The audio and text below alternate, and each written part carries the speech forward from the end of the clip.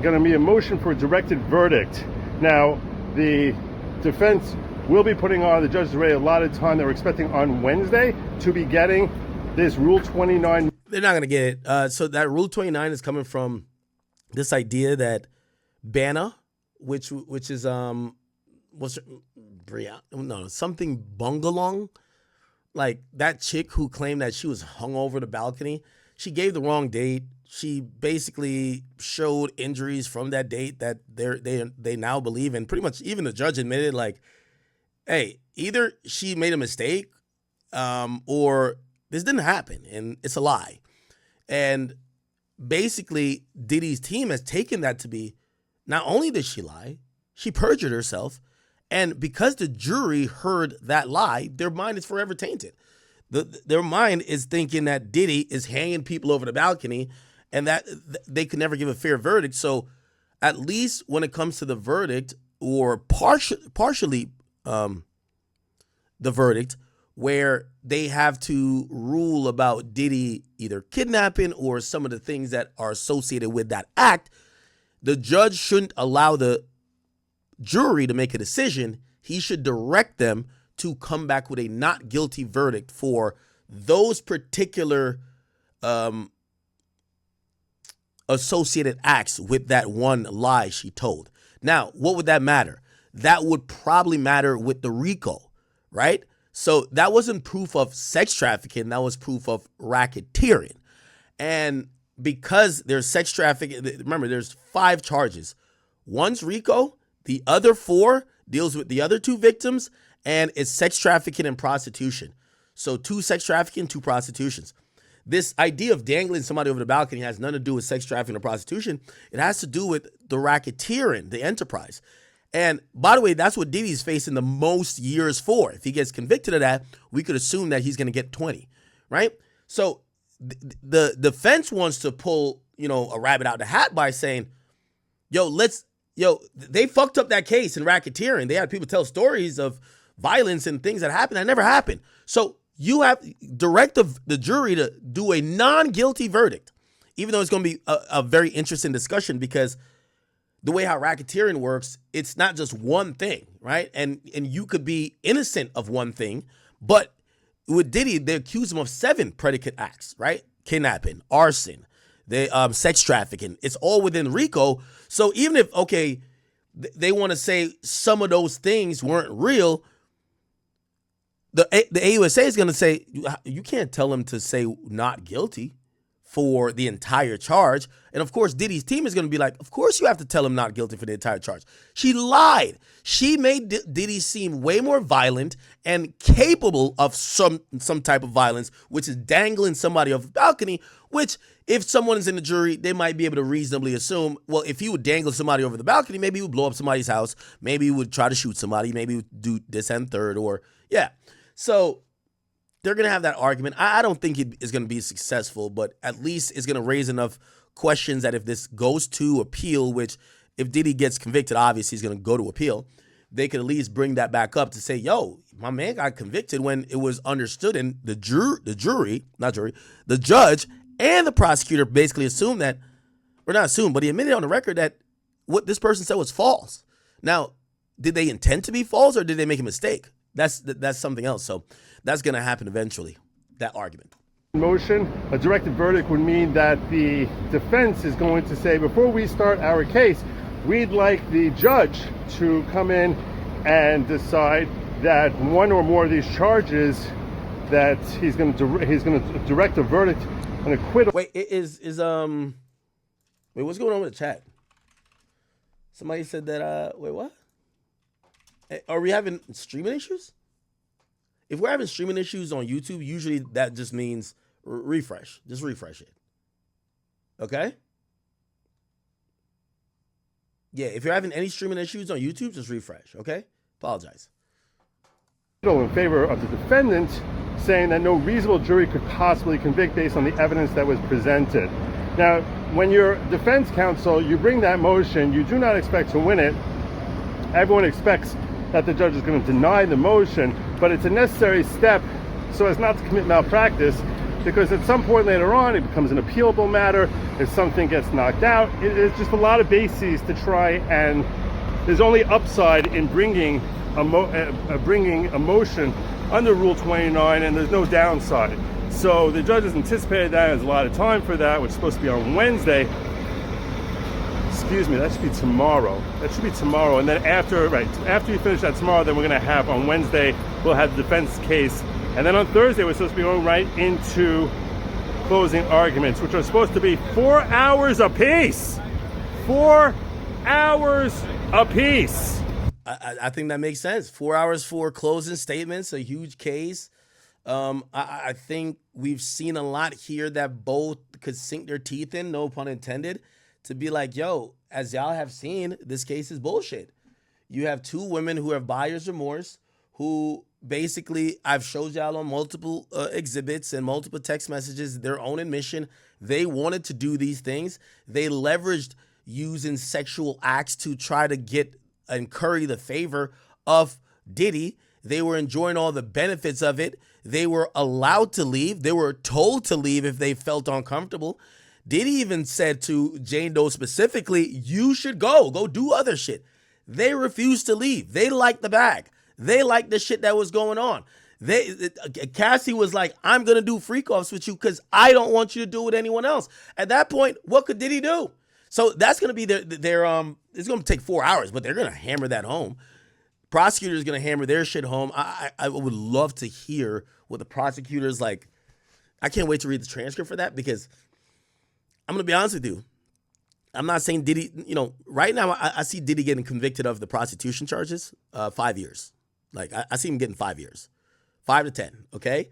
I don't see him getting 20 years or life, which would be the RICO charge. And that's the important thing about it, right? Anyway. 8 hours straight. 4 hours for the state, 4 hours of defense on closing arguments that are supposed to be set for Thursday. Then they're going to be charging the jury on Friday. Now, to me, another really interesting question, and they already started to anticipate there are going to be serious conflicts about the charging instructions. This is an element which I think a lot of the public tends to underestimate the incredible significance as to the language that's put into charging instructions. Because when you're breaking down what the jury needs to find, the language that you choose can very easily be interpreted as being all the difference in the world for a jury as to whether or not they feel a particular element, which is a necessary element to establish conviction, has been met. And obviously the lower the standard, the broader the standard that the judge allows for meeting a particular element, the more likely it is that the jury will unanimously find that that element was met. So there will be a lot of haggling between the state and defense about some of the elements here, likely with respect to what's considered force and coercion under 18 U.S.C. 1591, what the jury is allowed to consider, and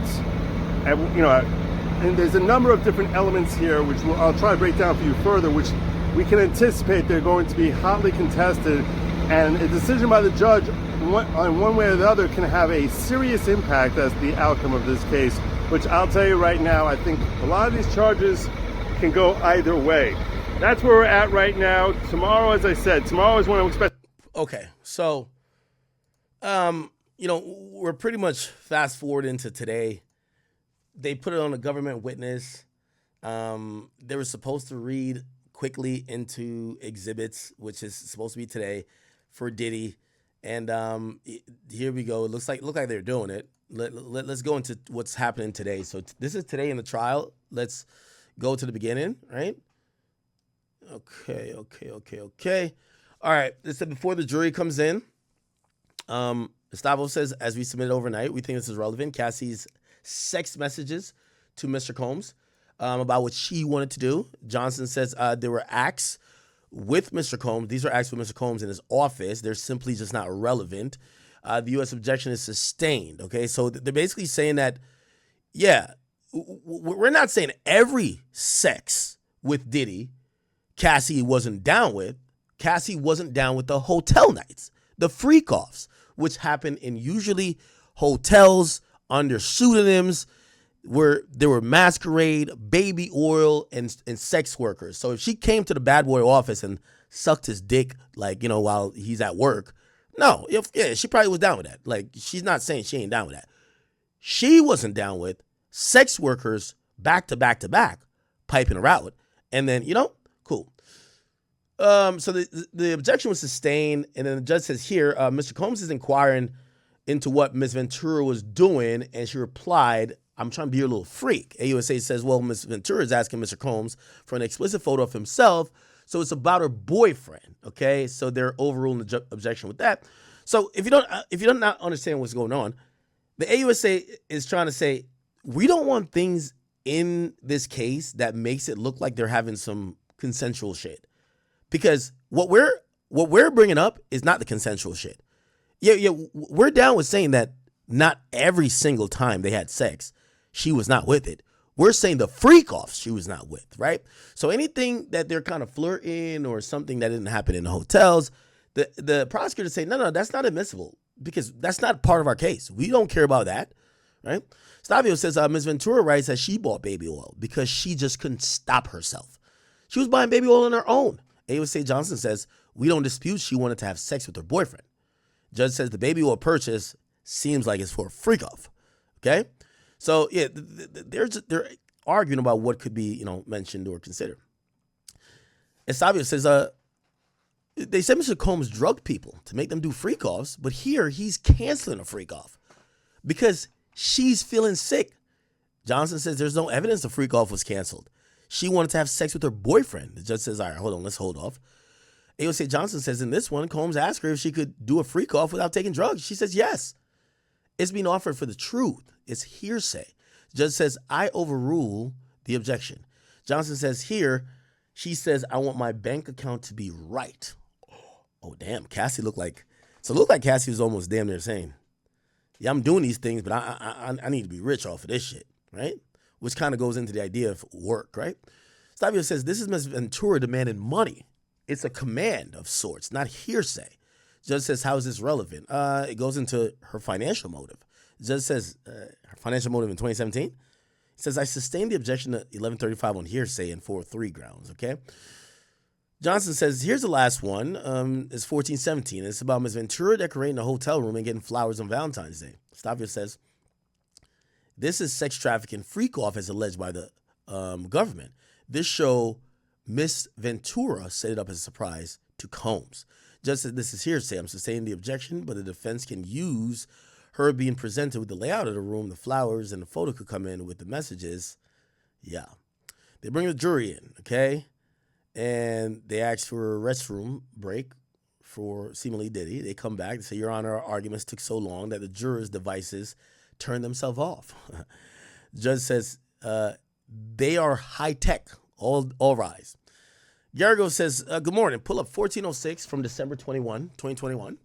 Jane Doe, Don, and Cabral. It says, turn off the attorney screens. We're going to watch some videos. Play from the beginning until 2 minutes and 22 seconds.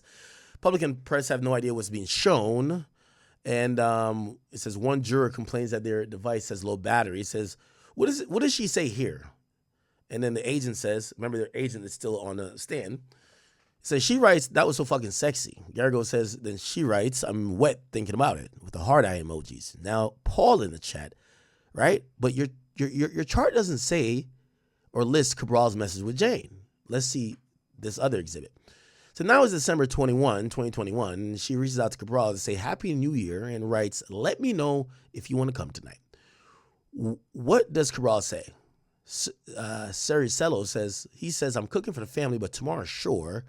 Garrigo says, why is that not in your chart? Remember, these charts are summary charts to basically sum up the government's case, but they're not doing Diddy any justice by having anything that might make him look innocent or help exonerate him, right? Garrigo says, under Italian, let's see DX, Okay, it says, they've been writing, I've been having crazy fantasies about Leo. You and Leo. So Combs write that. So Diddy says to Jane Doe, I've been having crazy fantasies about you and Leo. Okay?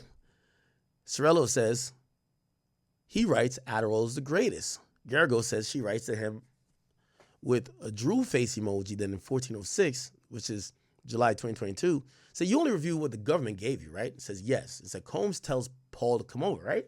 Yes. So here Jane says, my place is free tonight. Then she writes, I got on my knees and thank God for the health of my child and for your friendship. Then heart eye emojis, right? Right. So I'll correct you. It's Venice, okay? Look at they're talking about an airport. Well, there's a private jet airport there, but it's also a place in California. Combs Garagos says, is GX 103 between Paul and Jane? He says, I don't remember the exhibit numbers. It's all right, cool. Let's just show it. Don't do it public, but just show these messages. Is this message between Paul, author, and Combs, who says his staff is leaving? Garagos continues to say, this is the first mention of Anton, right? October 8th, 2022.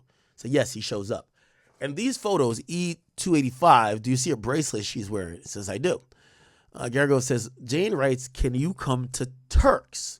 What does he say? He says, yes, love, I have a passport, but I don't have vaccination. Garagos says, by the way, in 2022, I know it was like COVID and shit. You needed a vaccination to go, right? Wow, I forgot. She said, can you get in Atlanta? Cabral's base. It says, a few days later, she asks about Miami, right? So this is Jane Doe writing to Diddy. So Jane writes, tonight was fun. What does he say? He says, had a great time with you, baby. Garagos says, in April 2023, Jane, Combe, and Paul, he says, hey, Jane, true name, which is Daphne. Hey, Daphne, I'm available. And she asks about the 19th. So, Paul says he's available. Jane asks about the 19th. Garagos says, Jane says, I'll reach out. How about P? I guess, how about Diddy? He says, Idol is available. So what does Diddy respond? He says, Combs says, okay. Did you find a location? Are you in the mood? Garagos says, Jane says, I don't know if you're unsatisfied. I stopped and got a couple more outfits. Jane then says, I know what you like, Daddy. At the London, before you left for New York City, you did a film. You forgot it. You promised you wouldn't forget. Then there was a smirk face and a devil face. He says, I'm coming, Daddy. That video you sent me was hot. Garagos says, let's go back to GX 1406, May 19th to the 20th in 2023. Said this was Jane, Combs, Paul, and Cabral. What does Combs write?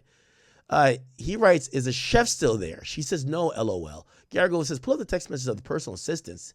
Sorelli says, I don't know who. I guess don't know which one.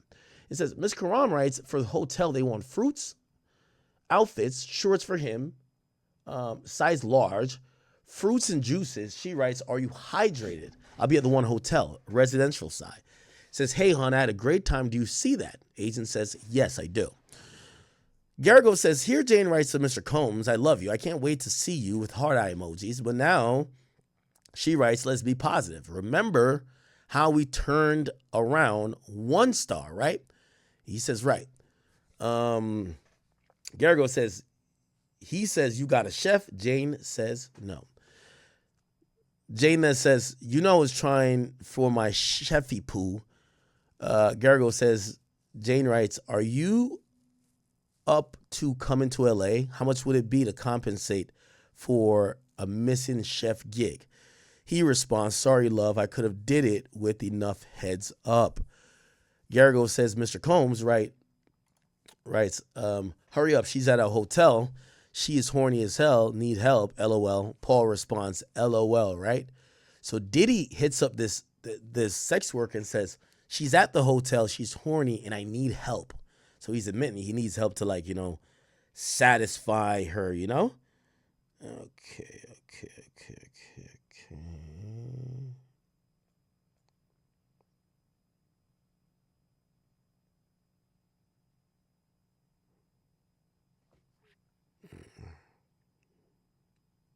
Hold on. There's a freshman list. Give me a second. I got to post the freshman list.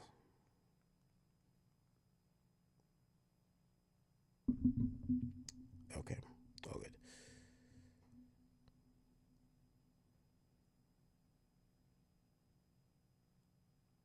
All right. Cool. And Combs sends a Paul an image. It says, "Does it look like Shaq?" Yes, and the judge says, "May we have a brief sidebar?" They're back from the sidebar. Okay, the judge said, "We're taking a break."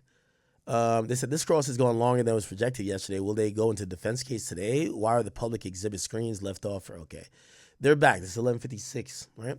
So now we're going. Sean Combs is in a brown sweater. He's poring over a document with his lawyer, Nicole Westmoreland. Then he stands up to talk to Agnifilo.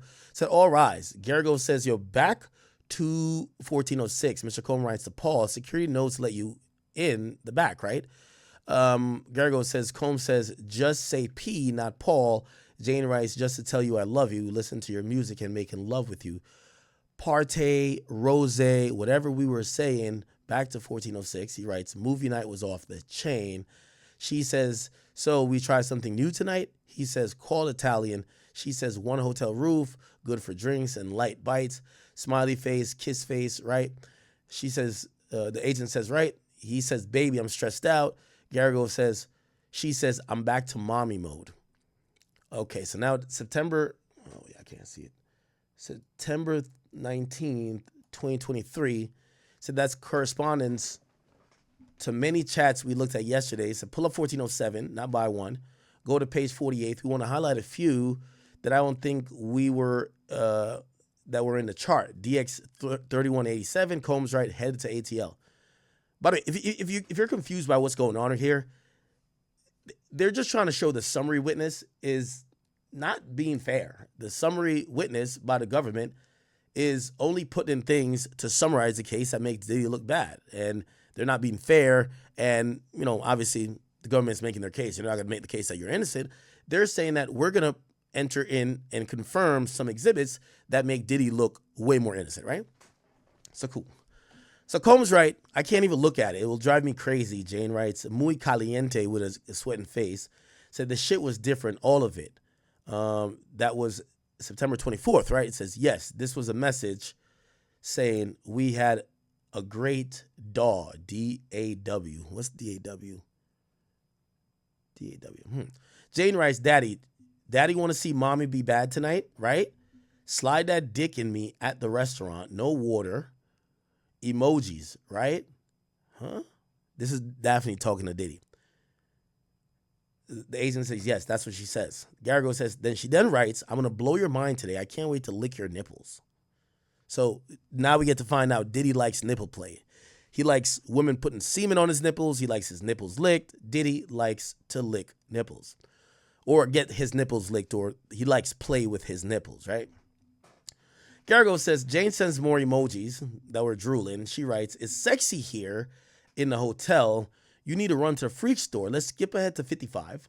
She writes, "I didn't have time to do my nails." And what does he says? He says, "I fucking love it." Garrigo says, "Let's quickly look at this." This is just Jane and Combs. He says, "Okay, correct." It says, line 913, September 30th.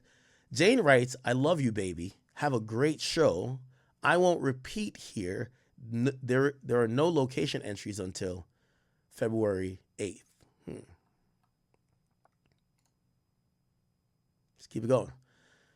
Garrigo says, Christina Karama asked Jonathan Perez, "How does he look?" He said, "You could put him in front of someone, but he just took a full bar, so I think he'll be asleep soon. Now we could turn off the public screen."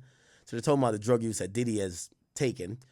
Garrigo says, "Here you have flight records for Jane going from LA to Miami 5 days before Combs post IG video, right?" It says, right. So now a phone call from Anton and Jane, which is 0 seconds. What does that mean? The clock, that's a clock when it starts ringing.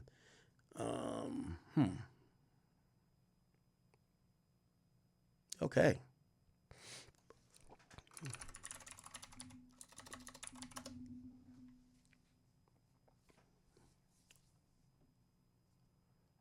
So essentially, we haven't gotten to the state's case yet. Or not state case, the defense case. Here we are, though. Today, Tuesday, June 24th. It's day 29 of the U.S. versus Sean Combs trial, and we're going in to cover it. Today, the defense case should begin. It should begin. The cross-examination of the U.S.'s final witness, Agent Cerciello, will continue. There were a lot of explicit videos shown. There were a lot of exhibits not shown on the screen yesterday. And today we'll finish apparently with an hour and 15, according to Tenny Garrigos, who's ended up doing most of the cross-examinations in this case. Then the jury will be let out for a bit for a Rule 29 motion. This takes place in every single trial once the government rests. The judge will rule on. He's already sort of predicted. Again, you can't say. The odds of Rule 29 being granted seem quite low to me. But you just never know. And then the defense case will begin. But it's going to be short. And it seems that tomorrow will be the charge conference, i.e. deciding on what the jury will be told and on the verdict form. And then on Thursday, closing arguments. The big issue now is whether the jury will actually reach a decision before July 4th, which also includes July 3rd. So basically they'll have next week, Monday, Tuesday, and Wednesday to reach a verdict. Can they do it? Will they do it? We'll just have to see. We'll be there every day, reporting on the notes, if any, that they pass out, and etc. So we're covering this. So we're getting to realize that they're taking off July 3rd as well. Which also includes July 3rd. So basically they'll have next week, Monday, Tuesday, and Wednesday to reach a verdict. Can they do it? Will they do it? We'll just have to see. We'll be there every day, reporting on the notes, if any, that they pass out, and etc. So we're covering this all the way. The Week 6 books is out on Google Play, and Week 7 is already underway after one day of Week 7. So before getting to the courthouse, let me say, today is election day here in New York City, primary. Okay, so we kind of get what is kind of going on a bit. All right. So they're kind of dragging it. It's really Diddy's team. Like, they're dragging this idea of trying to read things into evidence. Because I got such a great. Did they do lunch yet? No? Presented this in any case. Okay, we haven't had that yet. Okay, so they're dragging it a bit. And let's go look at Unk. What's Unk's channel? Soji. They're a bit dragging it that Diddy's team want these things to be read into y'all got a chart that makes Diddy look bad, but let's just keep bringing up Jane Doe wanting to have freak offs, Cassie wanting to have freak offs. Like, they want, like, that's going to be the constant back and forth consistently. Here we go. Hold up, I gotta go get my, I left my, and shake down the cell, but they would say, make sure you go shake down Puffy's cell. And after he had already met with his legal team and had notes, the COs went in, took pictures of his notes, detailing his defense strategy, and gave it to the prosecution before the trial. And Alexander Shapiro talked about that. I got the paperwork. That must have been before. Don't play with me.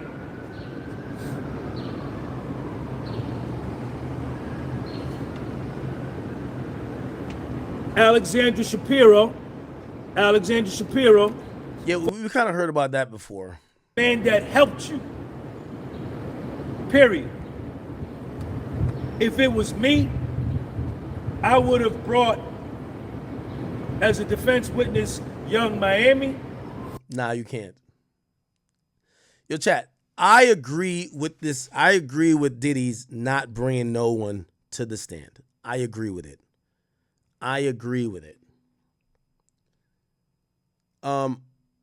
You're going to introduce more people and open up a can of worms that you don't want to. At the end of the day, they came with two victims. Cassie and Jane Doe. Yes, I do know Mia claims she was a victim too, but there's no charge for Mia. Actually, there is under the RICO Act for some forced labor and some bribery, I think. Capricorn Clark, I get it. But you don't want to bring more people that could possibly testify to, oh, nah, me and him did go to Turks after he beat the shit out of Jane Doe. Yeah. Did you notice that he had a cut on his face too? Like, you don't want to open up a can of worms, right? Because again, some of these things, like the government isn't going to just be like, oh, that's your witness, so we're just not. No, they're going to use Young Miami to corroborate things. Hey, Daphne said he fought with her or she fought with him after she got fed up with doing these freak offs, and then he ran to so-and-so with you. What did you guys do over there? Did you guys have sex workers? Did you notice that Diddy had a scratch on his face because she was fighting back and she told him no? You don't want to open those can of worms. Not saying none of that happened. I'm just saying you don't want to open those can of worms, right? Like, no. Well, it's going to look bad for you to put anybody on the stand to try to normalize, to only help him, not to hurt him, only help him, but normalize this sexual perversive behavior, this sexual deviant behavior. It's going to look just incredibly bad. So I understand why all these, the only thing I could have seen if somebody was going to take the stand is maybe bodyguards. And the bodyguards may have testified, hey, I was around both of them. They were both violent. Oh, well, did you see her crying? Did she ever tell you she never wanted to do this? No. Actually, everybody was telling her, yo, you should go home. If you say Diddy keep putting his hands on you, go home. Why are you here? She would tell us she's here for the bread. I could see a bodyguard that's for Diddy going up there and saying that, but you still open yourself up to too many things. The prosecutors laid it out. You know what they said?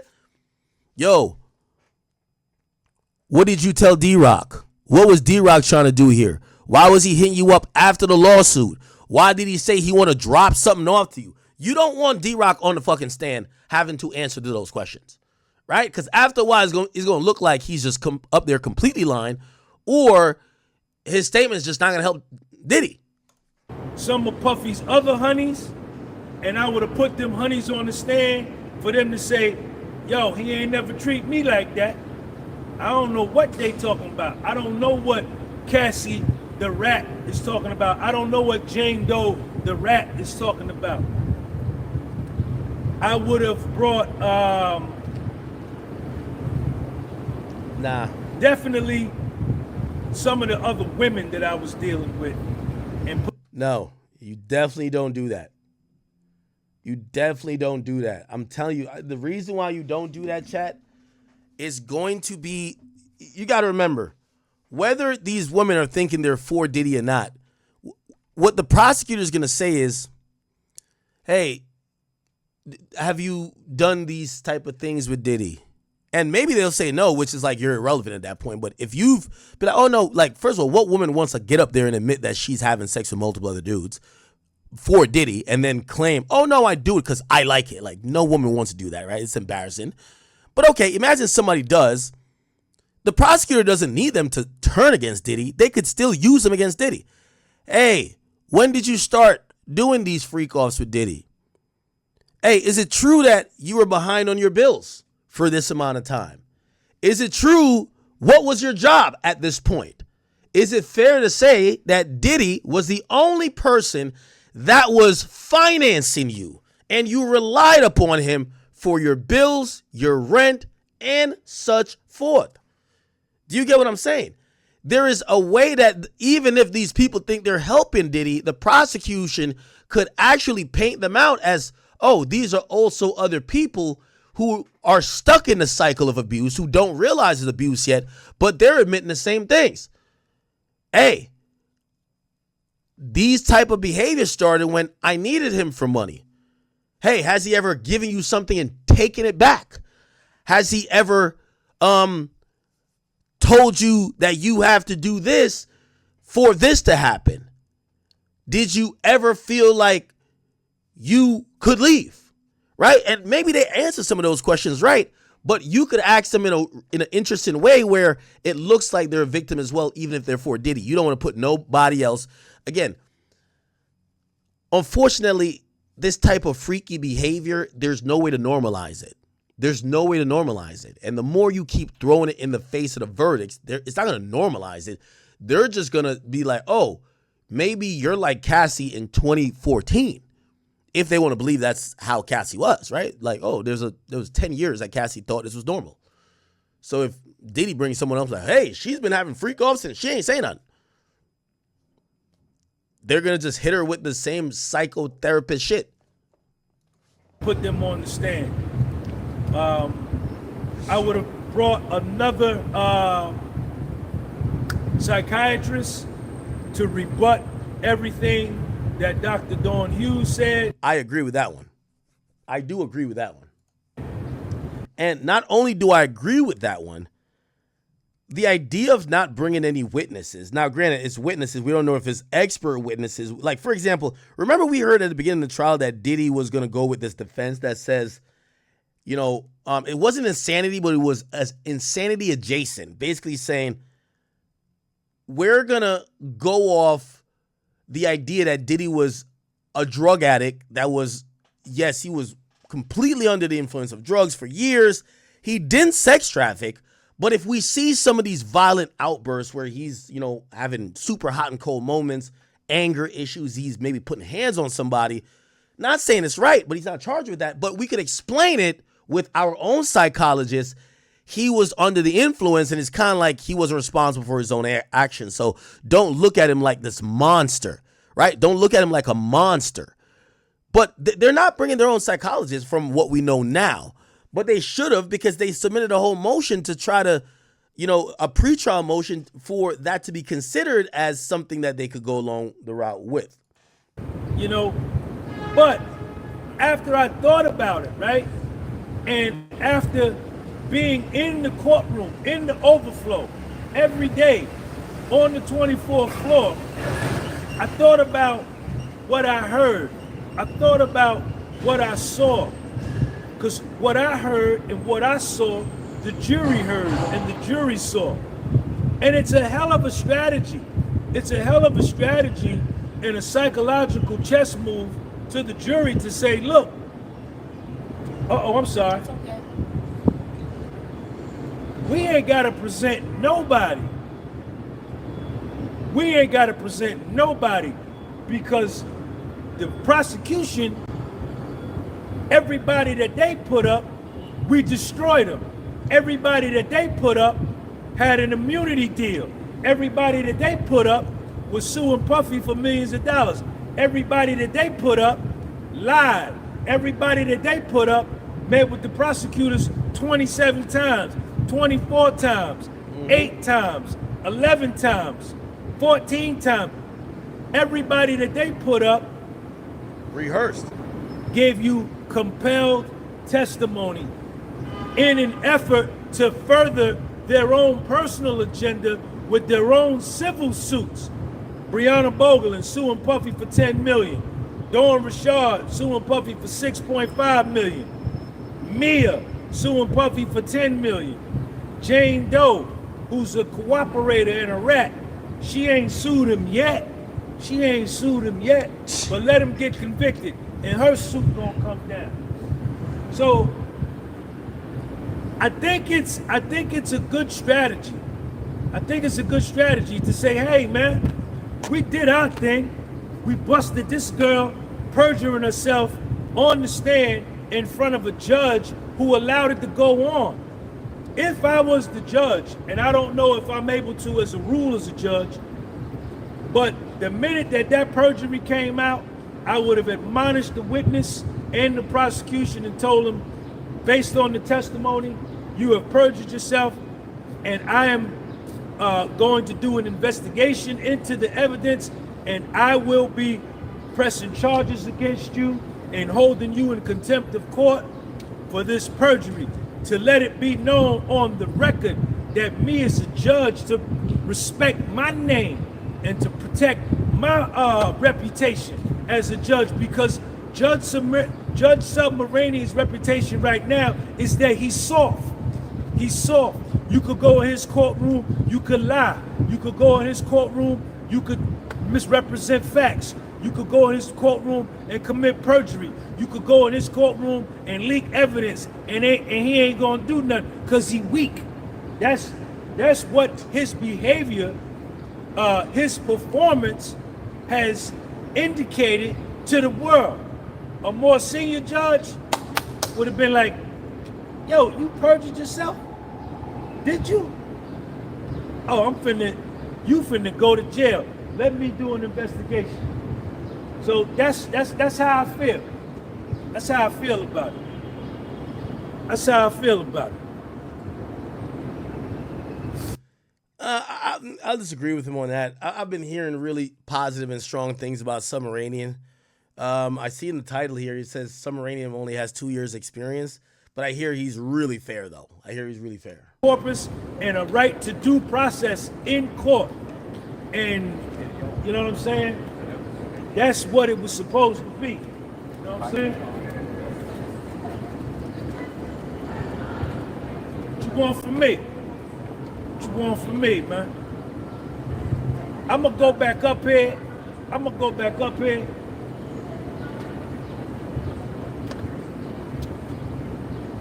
I want to hear the closing arguments. Yeah, the closing arguments won't happen till tomorrow, I believe. Well, actually, no, it's happening on Thursday. So it's not even tomorrow. Okay.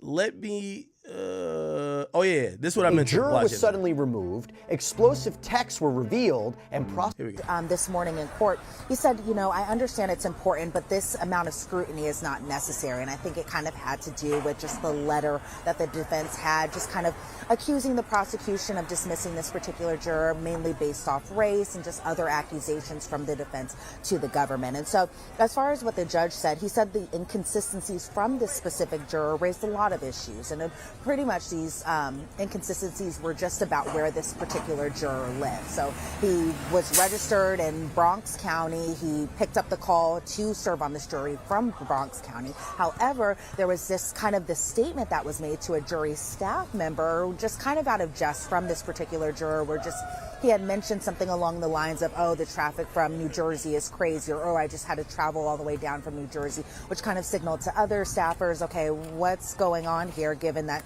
you're a juror from Bronx County, or specifically from the Bronx. And so what ended up happening is the judge brought this particular juror back in the robing room or judge's chambers and spoke to this juror just about what was really happening, and spoke to him about a couple of times here. So it wasn't just a one and done type of situation, Jesse. It was something that had been mulling over for a couple of days. And so the judge ended up going back and looking at the record pretty closely. So he reviewed the transcript from the robing room, but also he went back even further and looked at just some of the questions and answers from the jury selection process. So the judge said that there were inconsistencies and clear inconsistencies from voir dire, which is jury selection, and the robing room conversations. And the judge had serious concerns about this particular juror's candor and how the juror might have just kind of skewed his... Why the fuck are we listening to the juror talk? No, that's a 22nd. No, my bad, Chad. My bad. Yes, so there was a whole other issue with another juror? No, I need it for yesterday. Okay. All right, welcome back, everybody. So we have with us Elizabeth Milner. Let's get into more substantive questions. This is from Shady Goat. How is Diddy in court today? And were there any suspect looks that he might have given towards the jurors? Because he can't be trusted.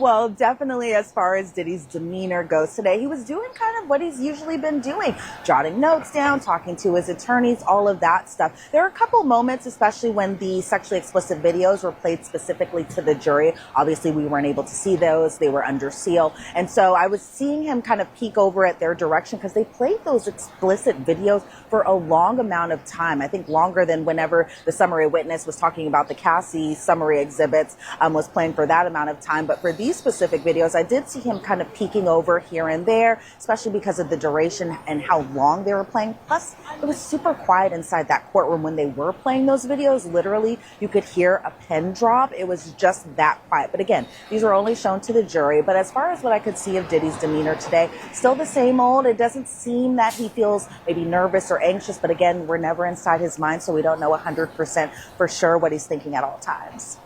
We got a old Hollywood angel says, can you tell Elizabeth we call her Queen Elizabeth? So again, you're getting a ton of praise from all of our fans. Elizabeth, I think the government was doing what they could do with these voice messages. It wasn't necessarily like a mic drop moment, but it also could be depending on how you look at it. So when you're hearing Diddy on these audio messages asking for $5,000, $10,000, making sure that Jane has $15,000, it's a lot of money that's just being casually... By the way, it's also very interesting. Diddy upped the money a lot by the time he started fucking with Jane Doe, right? Obviously, that's Daphne Joy. Give me 1 second. I wanted to look on Daphne Joy. She didn't block us, did she? Daphne Joy. Okay, I keep spelling her name wrong. Daphne Joy. She's been like radio silent, huh? Yeah, no more videos, no nothing. Okay. I wonder if her and Cassie has talked, right? No, she claims she was triggered by reading the Cassie stuff. I wonder if she's talked to Cassie.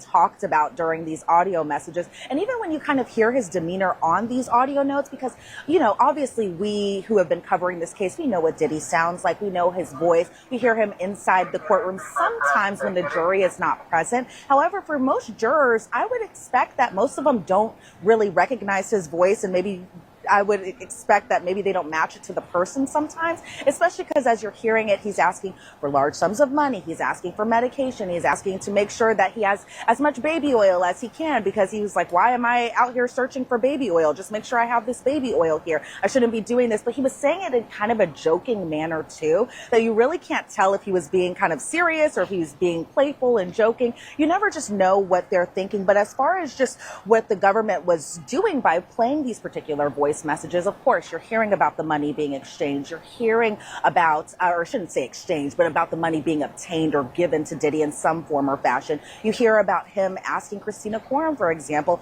to make sure that the assistant set up the rooms before he gets there. Or you're hearing in just different messages, just things that he would say to Christina Quorum about, get me this, get me that, I need this, please and thank you, here and there. So it could be a bombshell moment depending on how you look at it, but it's interesting just kind of hearing these all play out. Now, there were a good portion of the audio messages that we didn't hear. I don't like this at all. I wish I could bring my man Joe Tacopina in here. Let's see if I can find it. I'll tell you why, right? So it's like, remember, even if we want to be very general and very liberal to what Diddy, what the government has against Diddy, right? Just follow my train of thought here. Diddy's a violent person. And even if we want to say, yeah, we believe Diddy burnt up Kid Cudi's car. That's one of the predicate acts of RICO, right?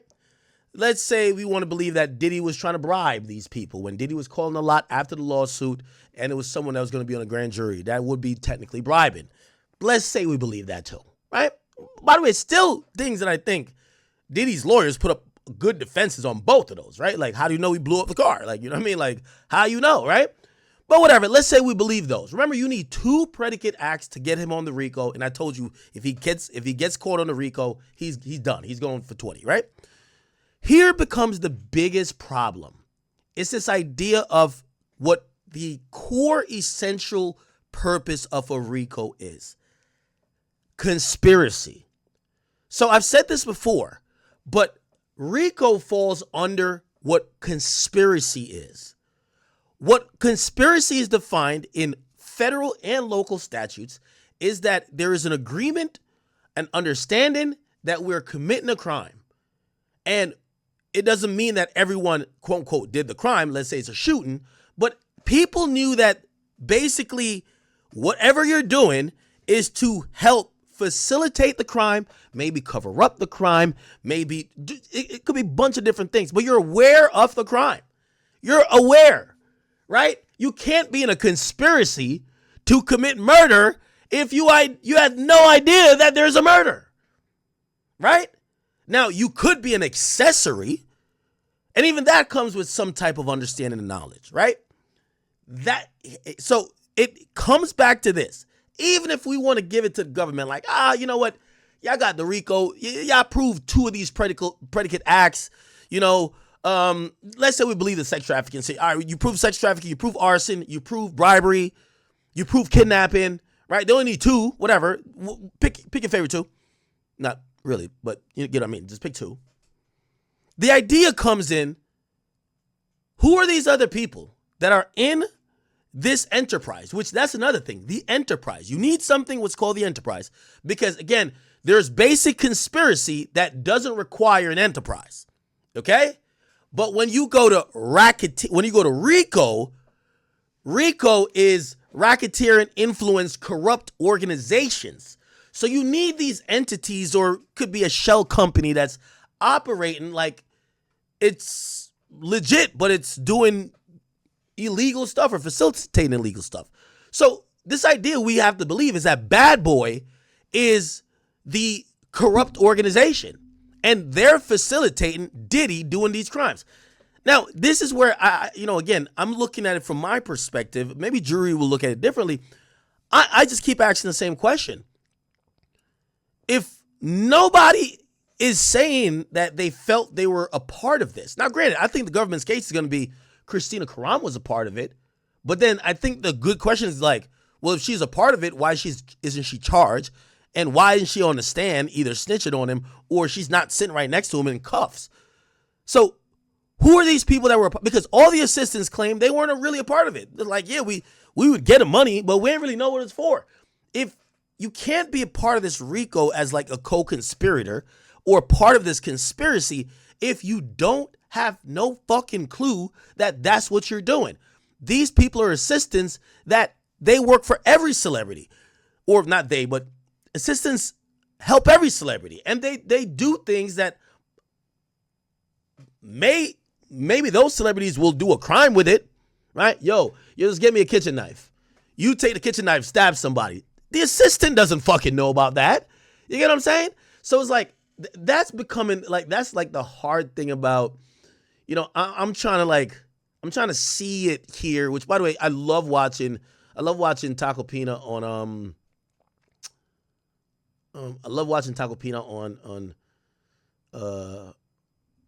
wait, I thought he spoke about this recently. He's on his TMZ show. And the compensation you're hoping for is going to make you rich. And your definition of this is money. And I have no further questions, Your Honor. Armand, do you think the prosecutors made headway this week? I feel like they did good with Bono. I think that they did good with showing the. This is 2 weeks ago, and this was the thing with the Bono person who claims they got dangled off the balcony. Somebody said, did I hear about the Tyler Perry lawsuit? It was wild. Yeah, we covered this. Chat, you guys got to sign up for Kick because there's at times, like, unless I have a long stream, I'll just go only live on Kick. We went live on Kick and we went through. It was bullshit. Like, that Tyler Perry, like, I'm going to save y'all all. There's a bunch of wild stuff. Like, Tyler Perry was trying to fuck one of the guys who played gay characters. Like, he didn't even fuck him. Like, Tyler Perry didn't even fuck the guy. Tyler Perry, like, again, I'm not even sitting here to defend a bunch of Baltimore, but like, he didn't fuck a guy. Yo, he was lightly flirting with him. It's like, yo, what's up, bro? Like, yo, you deserve, like, yo, you need a guy, like, we're not even talking about some Diddy shit. Like, this was the lightest. Tyler Perry's a freaky nigga, or he clearly was attracted to the dude, and the dude was playing up to it. And then it's kind of weird, I guess. I know, listen, equality for everyone, but it is kind of weird watching a guy claim that, he said he woke up one time and Tyler Perry was in a bed with him. And I'm like, wait, as a grown man, like, you allow that to happen and keep working with this guy and kept sending him smiley face and text messages? Like, and I guess it's this idea which everybody has this excuse like, oh, well, I didn't want to lose my job. I could, like, have bills. Okay, so let a man wake up with a hard dick right next to you and supposedly is sending you messages that he wants to fuck you, even though he doesn't say it directly, but he's kind of flirting heavy, and you never say nothing about it, and you only wait till you get fired years after, and then you want to sue. It's like, bruv, okay, we believe you. Yeah, right. Get the fuck on out of here, okay? Get your ass on out of here. Come on, this is getting too far now. I don't believe that Tyler Perry shit one bit, okay? This is a salty-ass motherfucker who literally, you could tell, he knew he had no talent. Tyler Perry told him, yo, don't tell nobody on set that I fuck with you, because they're going to treat you differently, like you didn't deserve to be here. He didn't deserve to be there. So again, I don't even feel passionate about some shit about like some two gay dudes trying to get it in, but it's like, bro, like, this is getting to be enough is enough. Enough is motherfucking enough, right? Anyway. Oh, and then I'll cover the Fat Joe trial, or not Fat Joe trial, the Fat Joe civil case. Remind me with that. There's a bunch of shit in there, a bunch of allegations, wild allegations. I guess it has a little bit more depth to it because the guy used to be Fat Joe's hype man for years. I don't know. Anyway, let me play this for a little bit. I got to go grab my Chick-fil-A chat, and I'll come back. Give me a second. the $100,000 payoff to me. I think that they did good showing the proof of the funds of $20,000 being deposited in his account and returned, things like that. I think that they did an amazing job with the audio and visual forensic analysts. When they showed the audio and video forensic, and they were proving that, hey, this file was corrupted, but it wasn't corrupted because of a said person corrupted the file. It was just because it was transferred over and downloaded. And in fact, this is actually what happened. I feel like the defense was trying to say, hey, it wasn't as bad as it seems. It just was sped up. And so when we saw it put together and he explained why frames were dropping and why timestamps weren't adding up, it was very clear that Diddy beat her and dragged her. And I think the most important part for the people that didn't really want to understand the forensics of it all, the strategy in every time we talk about it, just in case you think you might be getting headway, Diddy, we're going to play this video back and remind everybody that's emotionally charged that you yanked and grabbed and kicked this woman. So whether, everybody's not a lawyer, everybody doesn't care about legal jargon, everybody up there in the jury is not worried about that. They're going to make their decision based off their feelings too. So you see that girl get yoked up, kicked, stepped on, you're going to be like, that dude's a monster, put him away. And I think that they did a great job by keep presenting that to everyone today. Joe, that's got to be the point here, which is that, yeah, you can look at the charges, but if the jury just hates him for what they see, they're going to convict him. That's why they played this tape, I think, a dozen times now. It's not, honestly, this is a domestic assault, a grotesque domestic assault, but he's not charged with domestic assault here. They played that. Look, all you need to do is play the tape once if you want to make a point that it somehow aids the proof of the racketeering or the sex trafficking or whatever you think it ties into. But playing it so many times, first of all, I think it begins to neutralize it a little bit. First of all. Second of all, it's so clear that what they're doing, I mean, most of the evidence in this case surrounds the visual evidence, surrounds this tape. Now they have a guy to break down the tape. I mean, we saw the tape once, twice, 5 times. It's the same thing. Whatever angles you're looking at, he's a horrific guy. Hey, Joe, you know some additional value of the tape? I'm saying, I think this tape is them trying to do exactly what I said they're going to do from the get-go. We know what you're saying, Joe. I just want to ask, can I ask you something? Can I ask you a question? Okay, please. Is it possible? Thank you, Dave. Is it possible that the tape... It's hotter than the devil's asshole outside right now in Jersey. This is crazy. This is like 97. Crazy as fuck. Also goes to prove those on the jury that might be thinking like you and Bill Maher, she could have left. Are they showing the tape to show what happens when she tries to leave, when she grabs her shit and tries to discreetly sneak out of the hotel room, if she gets yoked up, as Armand said, kicked in the damn back, messed up, beat up, and horrified? Could it be going to show that? Ebony, yes, it could be to show that. And that's what they will argue. That I don't know if this was during a freak off or not. That's the one thing that's still a little. It was, okay. So that's Ebony, you're 100% right. That's what they're going to argue. But wait, Joe, are you saying I know a little bit about the law too? Do I know a little bit about the law? Listen, even a broken clock works twice a day, Ebony. Even a broken clock works twice a day. As Armand says Armand brings up a really good point about the jury. They are not lawyers. They are not this panel. They're not Bill Maher. They're not exposed to this stuff day in and day out like we all are. But I will say this. I think I saw the other day the filing for the jury instructions, and they're about 135 pages. I've seen jury instructions in my day, and they are not usually that long. But you can bet your bottom dollar that the summations are going to be so specific, and that jury instruction is going to take them probably the first couple of days of deliberation. Brian, what was the jury's reaction to what they heard this week? Well, the real time to take the temperature is when the white noise fills the courtroom and they're having a sidebar, because that's when you see the jurors start to interact with each other. And Armand and I are sitting in different sides of the courtroom, but we're looking at them, and some of them are raising their eyebrows, others are reacting. The judge has said, don't talk about the case, but are they talking about the Mets? Are they talking about, traffic in Midtown Manhattan? No, they're probably talking about what they have just seen while they're killing time on these sidebars. But even during Bonna's testimony, and even before that, when they were playing the video from the Intercontinental, all of these jurors had their sights focused on the monitors, and they were watching like this. I don't know, Armand, maybe you saw it as well. They were keenly keyed in on what they were seeing, especially as Diddy was being violent toward Cassie. What was Diddy's demeanor in court this week?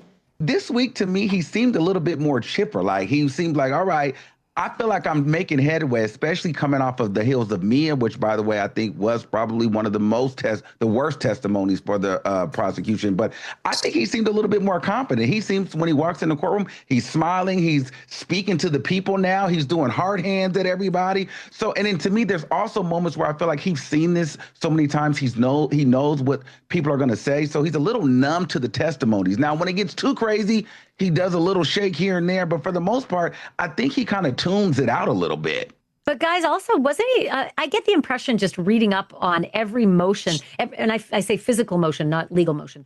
Every one of his physical motions seems to be like a whiny little bitch, meaning when something isn't going right up on the stand, he starts to shake his head like crazy or push himself out from defense table. And then when somebody says something fawning, like, yeah, I looked up to him, I learned a lot from him, he nods his head excessively so as to show the people behind him that's right. And it almost sounds like that becomes cloying and obnoxious, and that the jurors will see through that. Well, Diddy almost got kicked out of the courtroom towards the end of the week, and that's because the judge had spotted him nodding, winking, and smiling at members of the jury.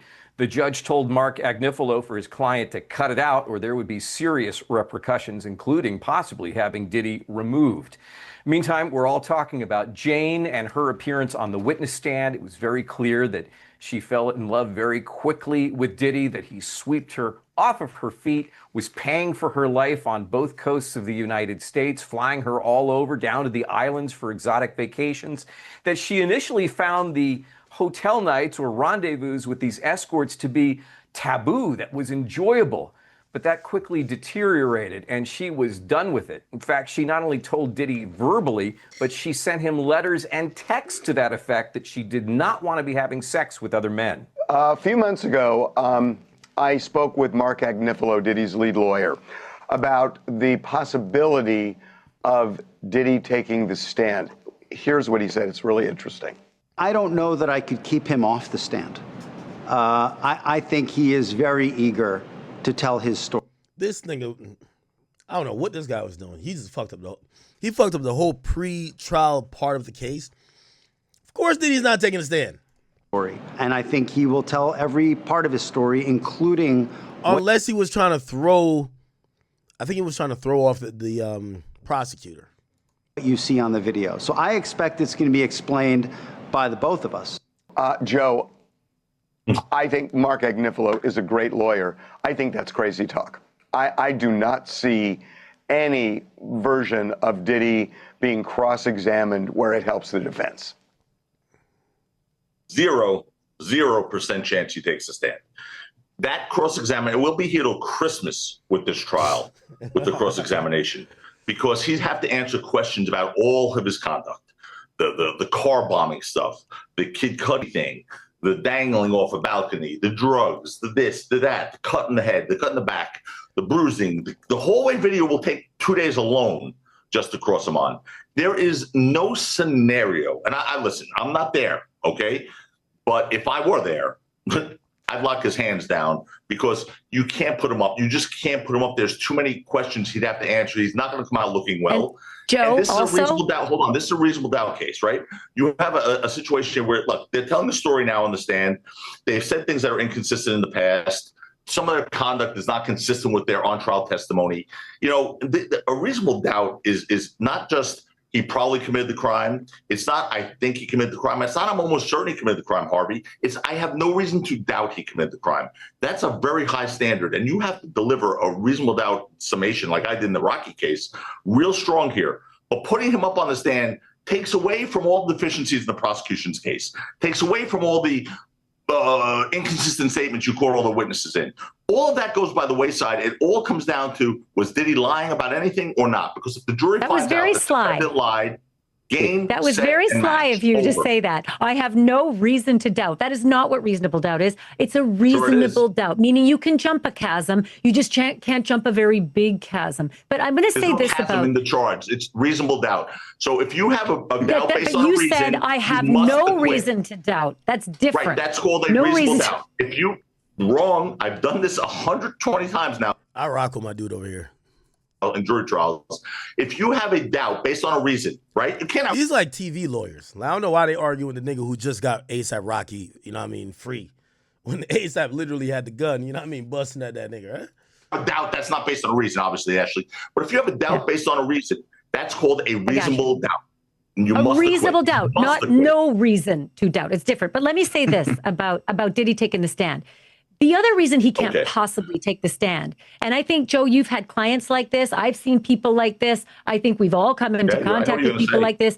People who have a king complex, who can be triggered like that into anger. This man needs at least 2 to 3 decades of anger management. So just one female prosecutor who gets under his skin just a little too long, and you're going to see the real Diddy who slammed on Cassie's door before he slammed on her face and slammed on her arms and slammed on her legs and slammed on everybody. Allegedly. Ashley, Can I ask you guys this, though? If you don't take this stand... One second, Roman. Okay. You're right about the king complex, about his personality being so strong. I will tell you this, and because I did spend time with him. The person today is a very different individual than the person back then.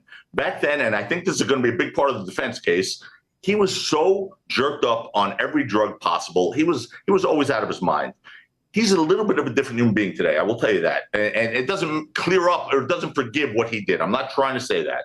But I'm just saying, I think on the stand, you're not going to see that person who you see in the hallway video. I don't think you're going to see that. But still, I think it's an impossible situation for him to get up there. Because go ahead, Armand, and then I have a point. Go ahead, Armand. Okay, I just want to ask a question to you guys because you guys are the experts at this. So for me, I'm wondering, could it be as simple as if I'm not guilty, I'm gonna take the stand? If I'm fighting for my life, why not take the stand? Because not taking the stand in the eyes, it could be like, all right, you are guilty. You're just hoping that the juries don't see that. Yeah, that's the Tory Lanez point. And I think Tory Lanez, again, in hindsight, you're probably always going to say you should have taken a stand when you get found guilty. But at least I think Tory could have explained some shit, especially, I know it's not a self-defense case, which I've said before, but it was a case that was a very involved situation where there were multiple fights and arguments, and Tory was supposedly trying to defuse. So it's like, if you're not the person who's the aggressor, why don't you just tell us the truth, right? So maybe Tory could take the stand in this type of shit. Hell no. That, right? No, it doesn't work. But Joe, let me get in here for 1 second, Joe. 1 second. Here's the thing. I don't think that amongst us in this conversation, there's much debate about the lack of wisdom of Sean Combs getting on that stand. I think we more or less agree. But here's what we also know for sure, ladies and gentlemen. It ain't up to a single damn one of those defense lawyers. It is up to who? Sean Combs himself.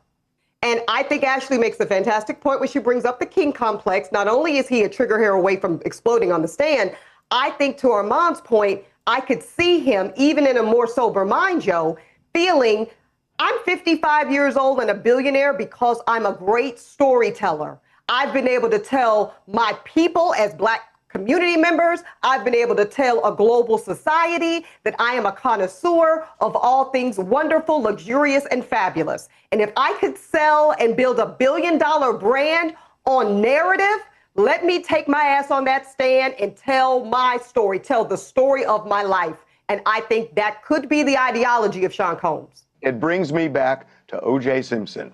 That O.J. Simpson, hours after he flew back to Los Angeles, was advised, do not talk to the police. O.J. Simpson, who has gotten away or got away with a lot in his life before that, figured he could talk his way out. And he went to the police station and he sat down with the 2 lead detectives because he wanted to. And he believed he could do it.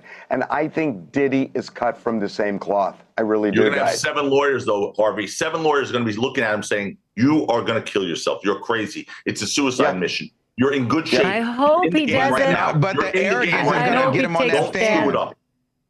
Now, He's not testifying, you're right, guys. but they If can't anyone wants to put handcuff some him. money on this, They give me a can't call. handcuff him. You can't, but he's not testifying. He doesn't want to put himself in jail for the rest of his life either. Okay, we are closing in on the end of the prosecution's. Okay, so we are again here. So much, like pretty much we're at the end of the case, but so much more we still have to try to hold on. Having that important. So much we have to kind of still so many hurdles to get across before we actually get to the verdict here. Sorry, let me just look at this. Did they take lunch officially? Okay. Garrigo says, all right, blah, blah, that was charged up. Almost done. I said, please stop it here. They're trying to put some more stuff. Do you see an account transfer for $22,000? Yes. Okay, it was transportation. Okay. Some stuff with Cabral and Jane. And it says, could you move the cursor up? Some other stuff for some money, $324, $760. Okay. Diddy's passing a note to Nicole Westmoreland. And so let's get to page 96. Sean Combs' bank account records total $74,000. He says, is there an account transfer to LCC? So there's could we have a moment? We need one more video, then we're done. The one that wasn't working this morning, could we turn off the attorney screens? All right. Does the charge represents every text message in this case? No. Let's pull up this before the date. Okay. Then they have a sidebar. They come back. In this time frame, do you see any message between Jane Doe and Mr. Combs that were sexual or affectionate in nature? No. No further questions. Okay, so it looks like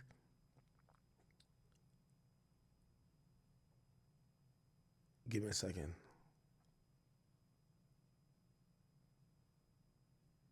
Okay.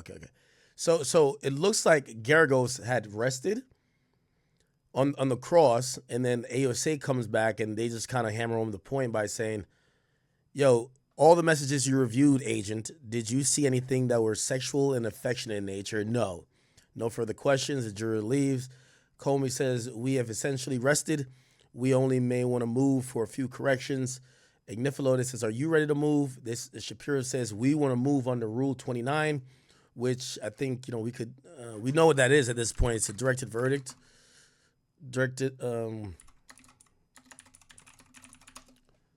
Let's see.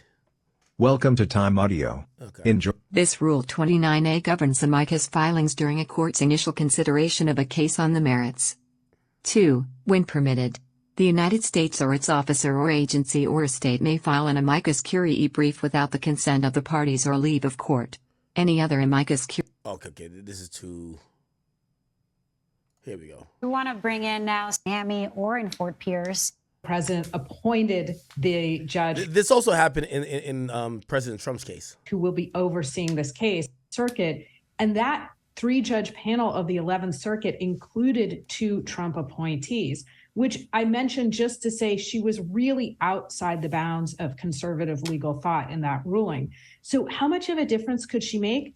Everything from a legal headache to substituting her own judgment and ultimately dismissing the case, Lilia, which is something you asked me about before. And she controls everything from the schedule of this case, of the jury. After the prosecution has completed its case, before the jury reaches a verdict, she can say there's not enough evidence here.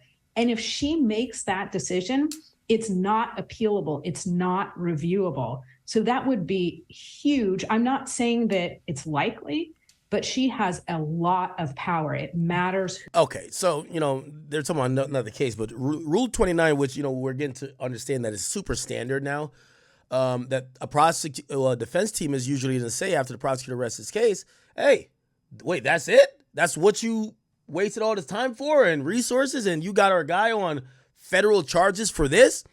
Judge, we're going to move for a Rule 29, motion for Rule 29, which is going to state that if you find that the evidence presented by the prosecution was not enough for the charges that to substantiate the charges, you won't even let the jurors go think about it. You're going to tell them, hey, I want you guys to return a verdict saying this, okay? And essentially there's no deliberation because they'll just do what the judge says. There's another rule I forgot where the judge could actually decline the finding or the jury verdict. However, usually that's not as popular as this one, where you just direct you do a directed verdict, right? So, yeah. That motion is granted. If the jury is impaneled, you know what? I've heard the evidence. People are going to start hearing more about, and it allows federal judges, if there is a motion by the defense, which there always is, to say, you know what? I've heard the evidence, and there's no need for the jury to deliberate in this case. That's Rule 29. And so depending on when that motion is granted, if the jury is impaneled but has not reached a verdict, and the prosecution has completed its case, if she says there's not enough here, I've been sitting here, I've heard the prosecution's whole case, and she throws that out, that is not a reviewable decision. Meaning, so that's interesting. That's not something that could be appealed. Now, we do think that that's going to be very. It's a long shot for that to happen in this particular case.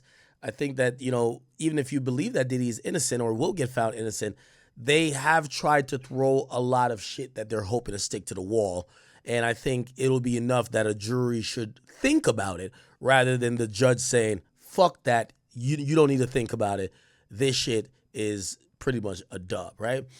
Okay, so they're moving for Rule 29. And Shapiro says on count 1, Mr. Combs is entitled to a judgment of acquittal. The requirements of RICO have not been met. They have not shown the agreement to violate RICO. Remember, I told you that. RICO is a conspiracy. How the hell we all committing a crime, but nobody agreed to commit a crime? So, again, the idea of the enterprise and some tacit understanding of that there's crime going on, all of the people who testified, the witnesses, why am I losing my train of thought here? The assistants, not one of them said, oh, I knew we were doing crime. Now, some of them did say, well, getting drugs, we knew were a crime, but none of them thought they were facilitating sex trafficking. Not one of them thought they were doing that, right? Shapiro says the enterprise is more than a group of people. The enterprise's purpose here is to map onto the racketeering case, sex trafficking, etc. See the Boyle case. A structural feature of a RICO enterprise, a hub and a spoke, the rim. This is a rimless hub. Shapiro says there's insufficient proof to establish that this 20-year-long conspiracy has been going on with additional help from people because there was an enterprise. Mr. Combs did not conspire with another person. They say he had an inner circle of bodyguards, but they failed to show it. No bodyguards even testified. There's only thin proof that they even engaged in crime, either on the behalf of Diddy or with Diddy, right? Shapiro says at most, these are personal quantities of drug. They also use a lot of Astroglide, baby oil, and drink. Some that were drugs. Jonathan Perez says hotel nights were personal time with the female. It's personal time. Brendan Paul said it was hotel for the nights. David James said he saw a naked man in a hotel room, but thought that wasn't part of the job. The sex with Cassie and Jane sometimes involved other third parties, but they weren't booked by the staff. It brought them closer. It was booked by his girlfriends, who they admitted it brought them closer to Diddy by setting up these freak-offs that he could have fun. Okay. Shapiro, see, this is where Shapiro's going to do her thing. She was going to do her thing. Okay. So this Rule 29 thing is going to... They're going to argue it out, I think.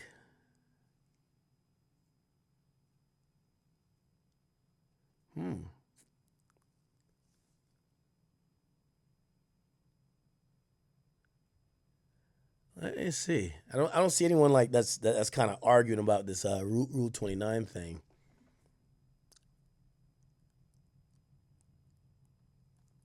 Let's see this.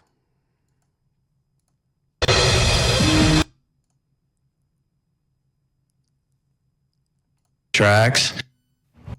Diddy Combs sex trafficking case. The prosecution is expected to rest today. And then we do expect defense counsel to put on a very short case, not calling any witnesses, but rather just reading some evidence into the record. Then we expect defense counsel to rest. Jurors also viewed text messages Jane sent to a sex worker in which she expressed a desire to get together.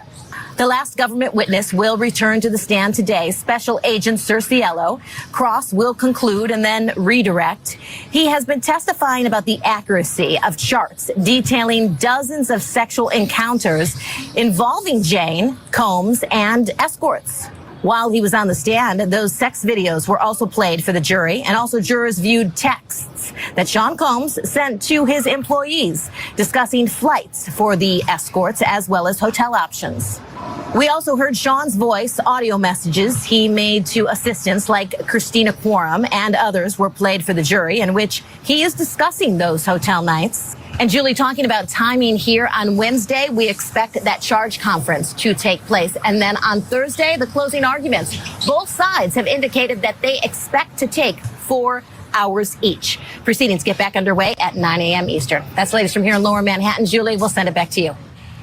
All right, thanks to Kelly Craft for that early update. So let's talk about the Diddy defense team decision. How about that alliteration right there? To not call any witnesses. What does that say to you? We got a great power panel standing by. Let me bring them in now. In the studio with me, so happy to have former district attorney, current criminal defense attorney in the private sector, Matthew Mangino. Joining me remotely, I have former prosecutor and professor at Florida International University. She's the director of prosecution projects there, Melba Pearson, and the former co-host of the Hot 97 morning show. Diddy used to come on her show, Lisa G. Good morning to you all. All right, so this decision not to call any witnesses, what does that say to us? Lisa G., would you start us off, please? I knew you were going to come to me, Julie. When I heard that yesterday, just a reminder, I'm not an attorney, I'm a radio personality. When I heard the defense was not bringing up any witnesses, I said, this guy is toast. That's it. He's guilty. He's going to jail. That was my honest thought the second I heard it. I don't think he has a chance. And you, Lisa, you got two sensational former prosecutors here on the panel with you. I'm sure they're in agreement, perhaps, with that decision. So let's get it. Matt Mangino in the studio with me. Your thoughts on that, please. Well, it was a surprise. We had heard about a pretty substantial list of witnesses. Then it was pruned down a bit. Now it's none at all. At first blush, I see confidence on the defense part because, we have racketeering, we have sex trafficking, and we know Diddy's not a good guy. I mean, that's clear. The defense has conceded that he's not a good guy. But is he guilty of racketeering? Is he guilty of sex trafficking? Those are the issues. And I think this comes down to, and I'm sure we're going to hear a lot about it in the argument from the defense, consent. Were these willing participants? Did they want to be there? Of course, he's abusive, but that's not the charge here. It's sex trafficking, racketeering, and promoting prostitution. Mm-hmm. Right, yeah, big distinction there, yeah. Melba Pearson, last but certainly not least on this panel, your thoughts on what this is signaling with the Diddy team? Yeah, so good morning, everyone, and special good morning to Lisa G, Hot 97 all day. But having to do with the defense's decision not to call any witnesses, I'm actually not surprised because really, who are you going to call that's not going to be really an improper character witness? And I think the defense did a good enough job in their cross-examinations of the prosecution witnesses to be like, well, this text message might show that there was consent, and this text message was loving, and you were a former employee of Diddy's. You still have warm feelings for him, right? You don't hate him, right? And enough assistants got on the stand and said, yes, the time was complicated, but I still have warm feelings, et cetera, et cetera. So the defense is going to use those nuggets to be able to say, listen, yes, he's a horrible boyfriend, but he is not guilty of these other charges. But again, the prosecution really laid the foundation and all the building blocks are there. The key, and I'm going to keep saying this over and over again, the prosecution is going to have to lip sync for their life. I mean, they need to give the closing of all closings. to be able to really show the jury, like, listen, this, I know you're thinking racketeering means mobster. This is what it means in this instance, and really take their hands and walk them down the path to a guilty verdict. But if they don't do it in closing, it's not going to happen. Everything rises and falls on their closing argument, pulling it all together. Yeah, I love what you just said there, Melba. Thank you for that. Is simplifying it. They really need to make it simple, because I think anybody, even for lawyers, because let's be honest, there are so many different kinds of lawyers, and, unless you have experience, trying a... Now, I wasn't on when this came out, but there is an exhibit that came out. Did y'all see the exhibit that was released that shows Cassie being confronted by Diddy about cheating with Alex, the trainer? Check this out. So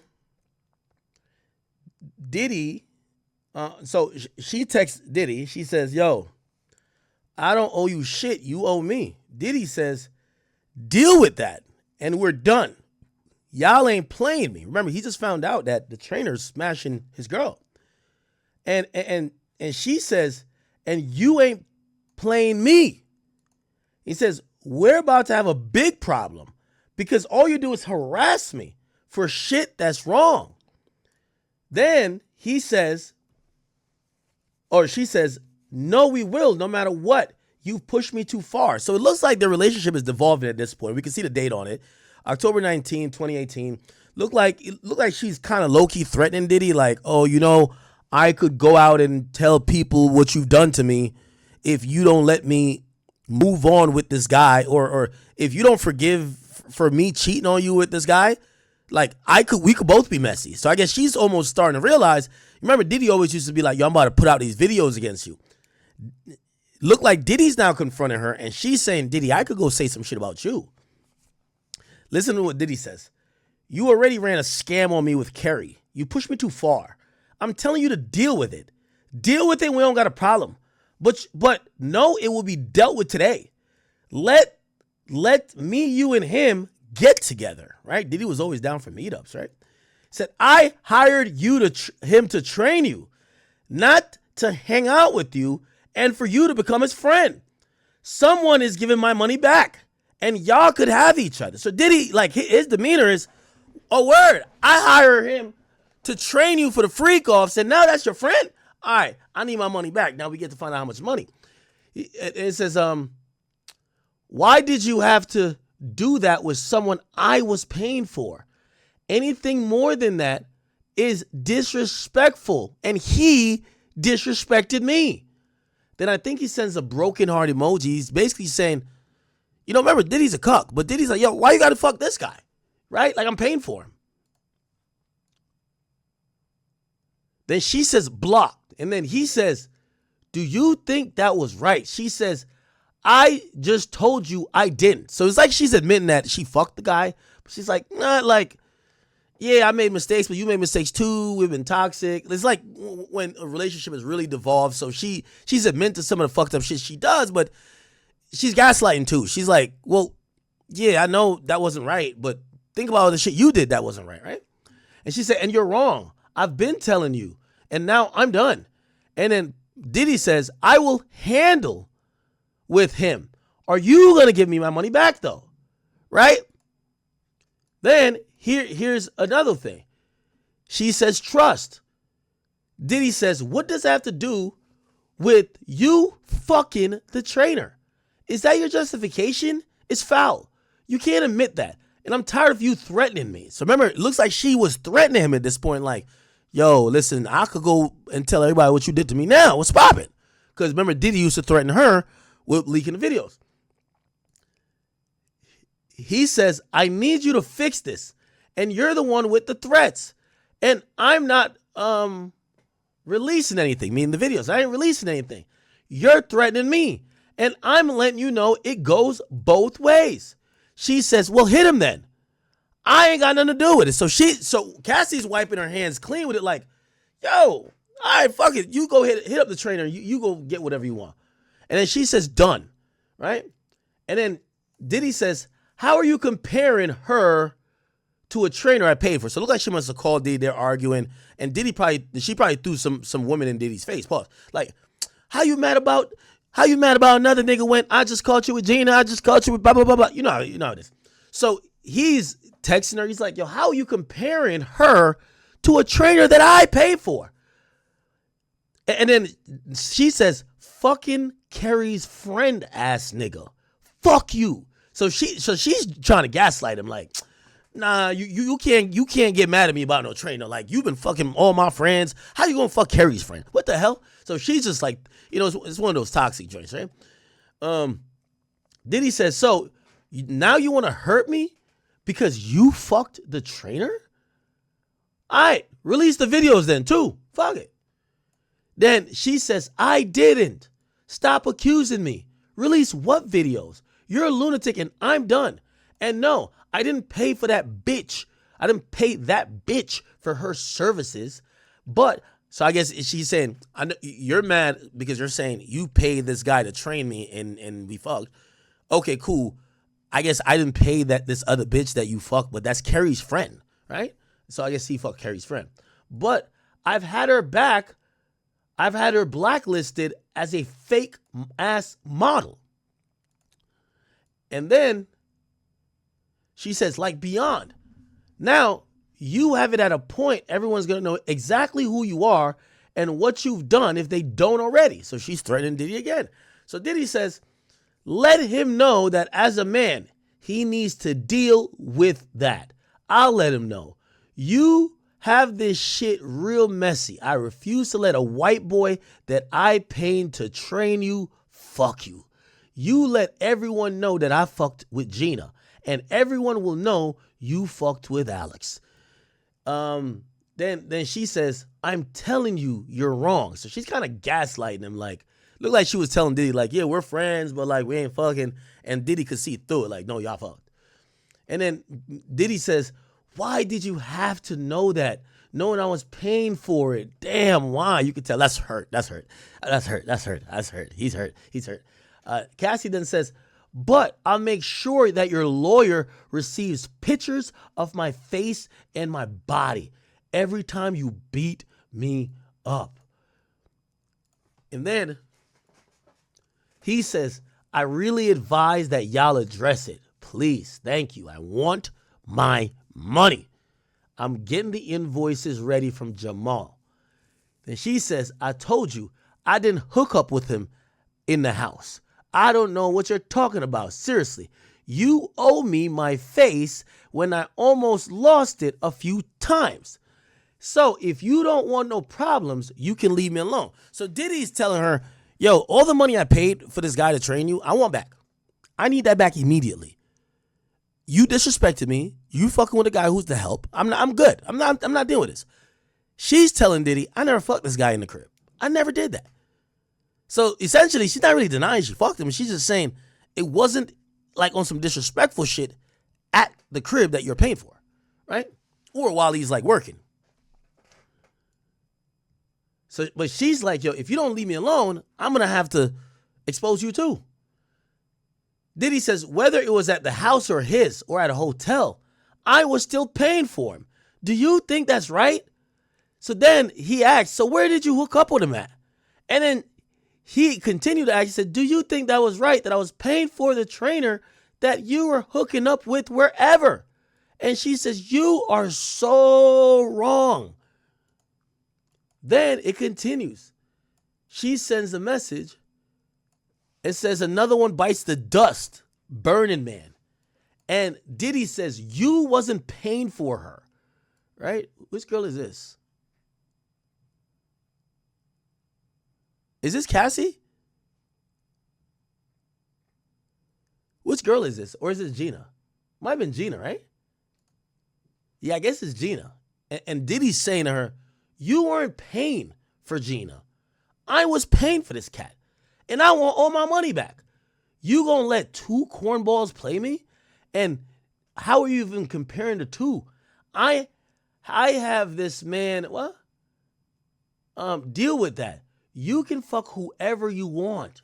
But the person I was paying for, that me and you and him need to remedy that.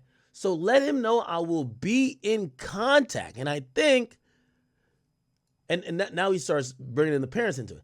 Says, tell your mother and father about it, or I definitely will. I was paying $50,000 for this nigga. Then 18 for you and Carrie. And you both fucked me in both ways. Fucking foul. I promise you will get nothing coming back to you for karma. I was paying for this. And you won't even come clean. You are evil. So it's kind of interesting because Diddy seems really hurt. So Diddy wouldn't care that all these other men would fuck Cassie. But he seems really fucking hurt. That did I tell y'all that this old chat? I said Diddy cared a lot if someone in his industry fucked her, and his last straw was when she fucked with the trainer. You can't fuck with the help. Come on. You get what I'm saying? He says, I promise you'd get none of your karma. I was paying for this. And you won't even come clean. You're so evil. He said, I just saw something on Instagram about it. I'll forward it to you. You should get your publicist on this, right? Diddy says, oh, and yeah, tell her send Alex the invoices. And then he says, and then your friend extorted me. You really got a foul, evil thing going on. Please stay away from me. You go out your way and I go mine. No problem. God bless you. For real. I pray for your karma don't hit you more than it is now. Because you're a piece of work on the low. Girl, you got everyone fooled. Good for you. Hope it continues to work for you. Love. Number blocked. Love. Then you could tell. This shit was tearing a hole through Diddy. I could tell. The nigga says he blocks her. 5 hours later, he unblocks her to send something else. Chat, you know one of them ones? You block her, but you ain't finished getting off your chest. You got to unblock her and get your shit off. Say, yo, you did me so dirty. Yo, I spent $50,000 on this cat. Are you going to do the right thing and reimburse me? I need to know how you think you and him going to play me like this. He giving me back my money himself. Let him know I'm coming for mine. Y'all will not take my money and fuck me over like I'm some sucker. Karma, karma, karma. Then he sends a picture of the dude, right? He sends a picture of the dude, and I guess he says, "No, you are. You went too far this time." That is crazy. That is crazy. Racketeering case, and understand, the elements that must be proven and how you do them, the predicate crimes, and it can be very confusing. I could see how it would be very daunting for a juror to go, oh, I don't know if I see this. We're in Diddy's, bedroom life, but you're right, Melba. If they can simplify it and help everyone understand the elements of the crimes. I've said before that in terms of, has the government proven it to the letter of the law? Yes, based on what I've seen in transcripts, all of that, they've proven this. But will the jury see it? That I don't know. I don't know if they're looking at this as Matthew said, are they looking at this as an abusive boyfriend, violent guy, drug user, whatever the case may be, and not a trafficker or racketeer. Let me play a clip. This is one of his voicemails, one of the rare moments throughout the trial where we get to hear Diddy. Let's watch. Where my life is at right now, I don't have no time for no games, baby girl. Me and you could be mad, I could have a spat, we could have whatever. Then after that, you better get on your job. That's really, that's all it is. Cause you got me on my job. Nah, it ain't never gonna work like that over here. You know what I'm saying? I was trying not to leave this message, but you have left me no choice. Ooh. Get on your job. Lisa G, that was a moment, wasn't it, in this case when the world heard that, huh? Your thoughts? Yeah, absolutely. I think one of the major points of this case is if the jurors believe these women, and I'm hopeful that they try to understand why these women kept going back, left the voicemails they did. They were psychologically controlled by this man. And so I'm not the attorney in the case, but I'm crossing my fingers that the jurors try and hopefully understand what was going on. They did not want to be there. He had psychological and financial control over these women. And so that's what I'm hoping for. Right. Well said, Lisa. Matt, let me go to you next, please. Something I've thought a lot about. When it comes to the strength of the charges, where do you think the government's case is strongest? We've got 5 charges here, racketeering conspiracy being number 1, and then we've got sex trafficking and transportation to commit prostitution pertaining to Cassie Ventura, and then the same other 2 charges pertaining to Jane, the girlfriend up to present day. Where do you think the biggest strength is with the government? Well, I think number one, the promoting prostitution, and then tying that into the idea of racketeering and the sex trafficking. So I think those are the most important things. I think the prosecution has done a good job of laying it out, and they've been very methodical, and they've done it through a series of witnesses. But as you said earlier, Julie, can they pull that all together now in a closing statement? Because what's easy for the jurors to understand is that, yes, he's an abusive guy. Yes, he's not a good guy. But does all the other stuff come together to show that he's, in fact, involved in racketeering and in sex trafficking? The defense is simple. It's consent. The prosecution is more difficult. It's trying to prove very difficult elements of sex trafficking and, the other related charges. Right. I like how you said that, Matt, like trying to almost prove a negative. It's almost like they have to, disprove something. Okay. You're ready then. So, we're nearing the end game, people. Remember, Shapiro's making this argument for Rule 29. Shapiro says, Jane said to Cabral that we don't want the team to intercept you. And in May, Jane said that she had to wait for assistants to clear out. So Shapiro's making this argument to say, y'all can't claim that these assistants were part of this enterprise. If anything, there's more proof that they were trying to keep this info away from the assistants and away from the staff. So how are they part of a criminal enterprise when they would know? When KK and the guards learned of Mr. Combs' violence to Cassie Ventura, it's not racketeering. They did not help. Okay? Shapiro said there's no proof that KK knew or thought these women were being coerced. She did damage control. There's evidence that Mr. Combs was lying to her. KK is supposed to be the main co-conspirator, but she only appears in March 2016, 12 years in. She says there's no evidence between the breakup between Cassie in 2018 and the beginning of Jane with 2021 for even a RICO conspiracy. They have to prove a single agreement. It has been done here before, and this is a case. They reference this.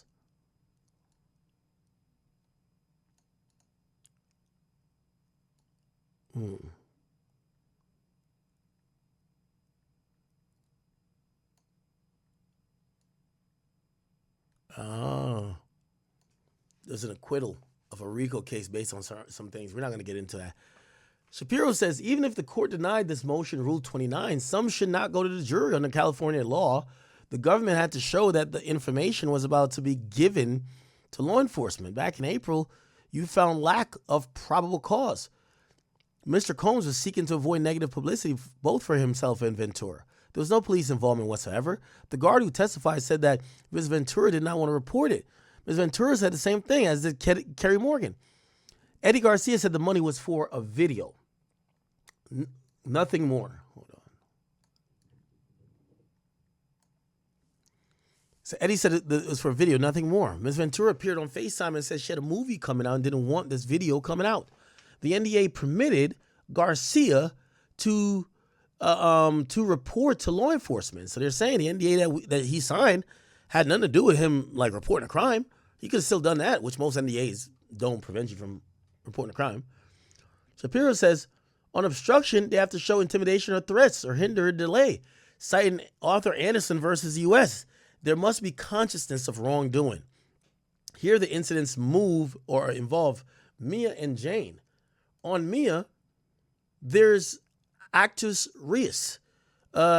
This is about D-Rock trying to get Mia to speak with Combs. But it sounds like a normal conversation until her radar went off.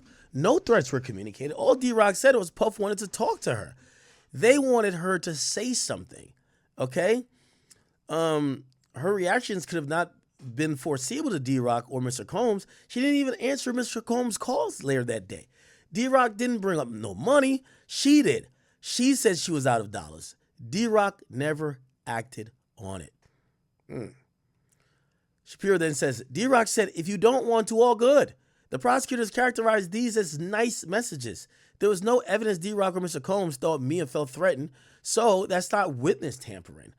There would have to be proof that Mr. Combs knew of a federal investigation at the time. There is none. With respect to Jane, they have November 19, 2023.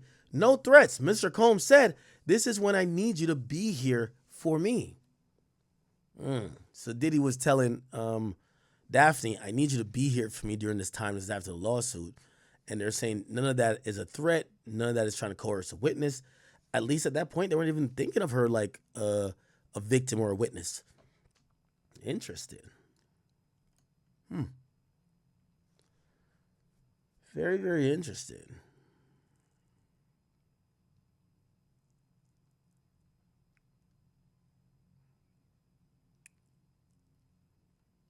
Okay. Yeah, this thing is gonna be wrapping.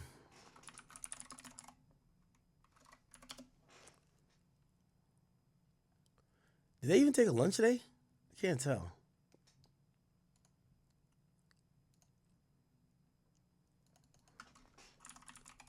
This thing is going to end quite rapidly. We just wrapped up for Diddy, and there wasn't really much to take away from that other than, I guess, establishing that what the pink powder was, that Jane had testified about, that it was a form of cocaine. And we also heard from the state's summary witness, whose special agent was coming in there to testify with these various charts to try and put information together in a more comprehensive fashion. Now, this is the last of the state's witnesses. He's supposed to be testifying today, and we found out that his testimony, where he's basically going through a different timeline that's presented in these charts to try and put together, fit in various pieces as the state comes to a close. They say they're going to expect to be done with the direct testimony on Monday, taking all morning with him, and that his cross should be done that afternoon. At that point, the state is going to rest. The defense says that their witness list is shrinking fast, and they think that they're going to spend perhaps a day or two on defense, and that we should be in closing arguments by next Thursday, which means we could have a verdict 1 week from today. Although I frankly would expect, my expectation is that it's likely going to take the jury a few days over the weekend before they're able to reach any sort of verdict. That would not be obviously this weekend, that would be next weekend after we close. What we've gotten from this final witness so far on direct, and he spent roughly an hour and a half, 2 hours on the stand, was he was talking about he was breaking down various text conversations.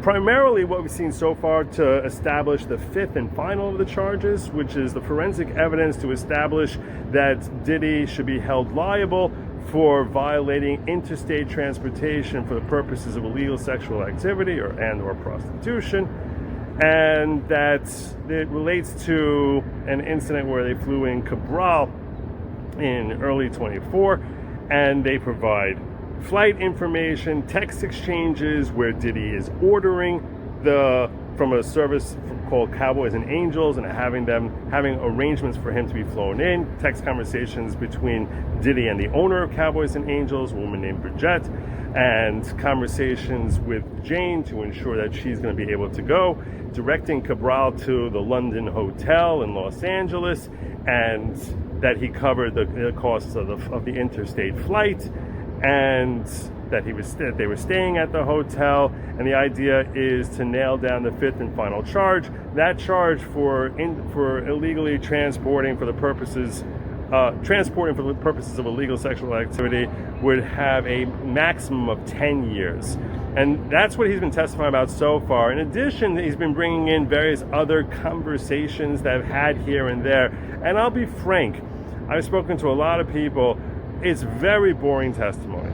It feels very boring. When we're listening to it, it feels as if there's just a glob of information, and they'll just start talking about what happened on or around January 22nd, 2024, and start talking about random text exchanges, not between the parties with each other, but more about like, oh, and here's Diddy talking to his assistant and asking for money, which you can understand. If you're really paying attention, you can understand where they're going at. And you need to get this evidence introduced. And I would expect that in closing arguments that we should be getting Wednesday or Thursday of next week, that we're going to have probably Maureen Comey or one of her assistants come out there and present this in an encapsulated, digestible type of way, saying, here's the evidence we threw in front of you, this is what we think it shows, and go through it with charge by charge as to how each of those elements were met. That's how we should anticipate the U.S. attorneys are going to handle this. So it's information that you're sort of getting, they're sort of like throwing a splotch of information on this and a splotch of information there, and then hoping that when they encapsulate it, that together with the charts they presented to try and make it more digestible, which they don't share with us, the viewing audience, the charts. Perhaps it's a little bit more compelling if you're actually watching it and seeing. These charts are going to be able to be viewed by the jurors while they're in a deliberation room. It's meant to simplify everything, but you could imagine if the defense think these charts are skewed, if you look at the charts, it's going to be like, oh, this shows the organization. This guy would give this guy money, and da-da-da, and da-da-da, and this person would be the lookout, and this person would be the sex workers. And they try to create this chart that kind of like really plays up to the charge, except Diddy's lawyers, and that's why they've been taking so long to get to the close or get to Diddy's case. Diddy's like, no, we're going to keep putting things in there to remind people that, no, this chart is very skewed. And it's not factually incorrect, but it's definitely weighted in one direction versus the other. The charts there with you, it's been withheld from us.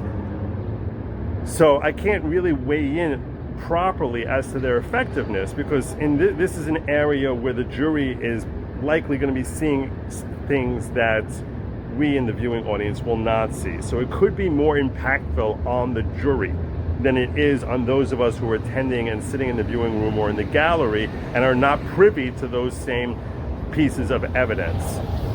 But at this point in time, as far as what a typical juror should likely be able to Okay, we got a couple more tweets here.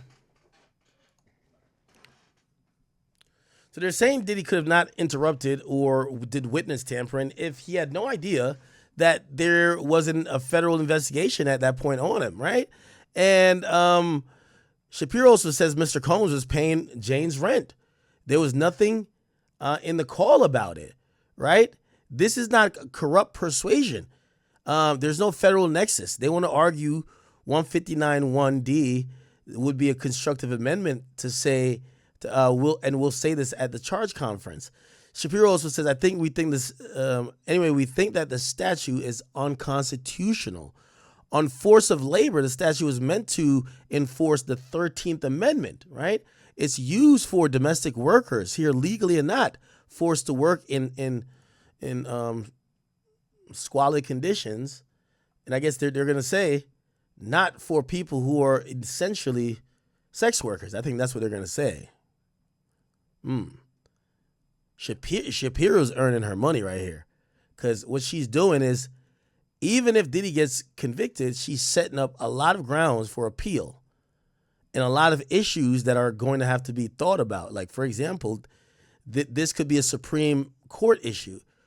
Supreme Court issue in the sense of, does the 13th Amendment, does the under the forced labor, statute that prohibits forced labor, is it gonna cover these sex workers in this particular sense, or was it only meant for what the 13th Amendment was, which is pretty much getting rid of slavery, right?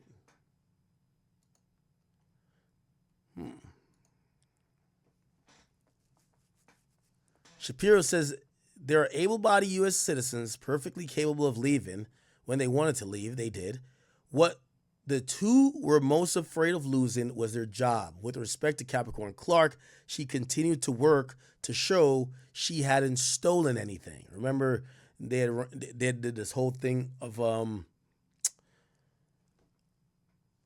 a lie detector to see if she stole something. And she said that she didn't want to quit immediately because she wanted to show people she didn't steal.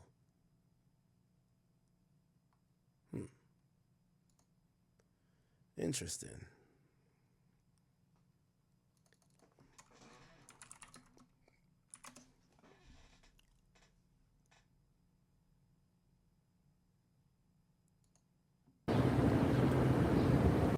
I saw several entertainers, several rappers posting Instagram reels with Puff, helping to increase their brand awareness, their brand recognition. Look at me. I'm on Instagram with Puff. Puffy created a lot of millionaires. He helped a lot of careers. He made a lot of artists famous to put them in positions where they could take care of their families. I haven't seen not one artist here to come and support Puff except Kanye West. Kanye West is the only one, and him and Puffy was beefing. Kanye West is the only one that came down here so the cameras could see that he was here. Nobody else came. Nobody else came.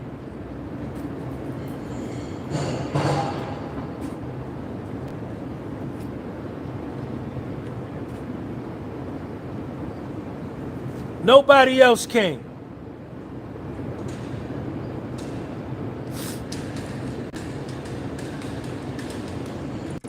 There's reasonable doubt all over this case. There's reasonable doubt all over this case. Once you as the prosecution put a witness on the stand that perjures themselves, you lose. To me, you lose.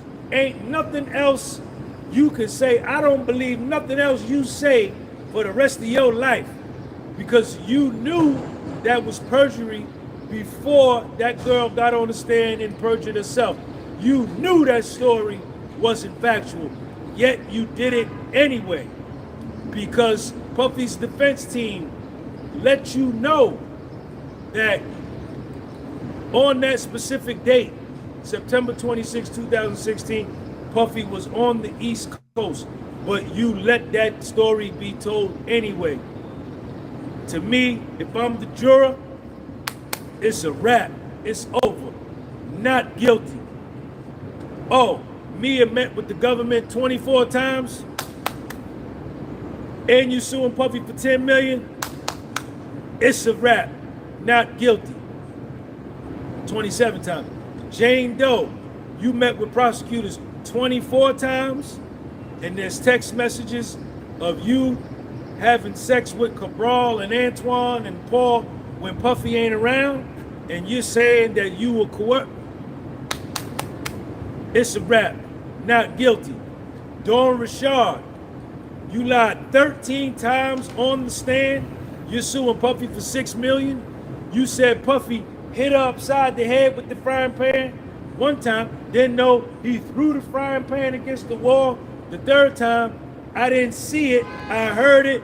The fourth time, I saw Puffy put the frying pan. So you told 4 different stories about this frying pan and these eggs in the skillet. It's a wrap. Not guilty.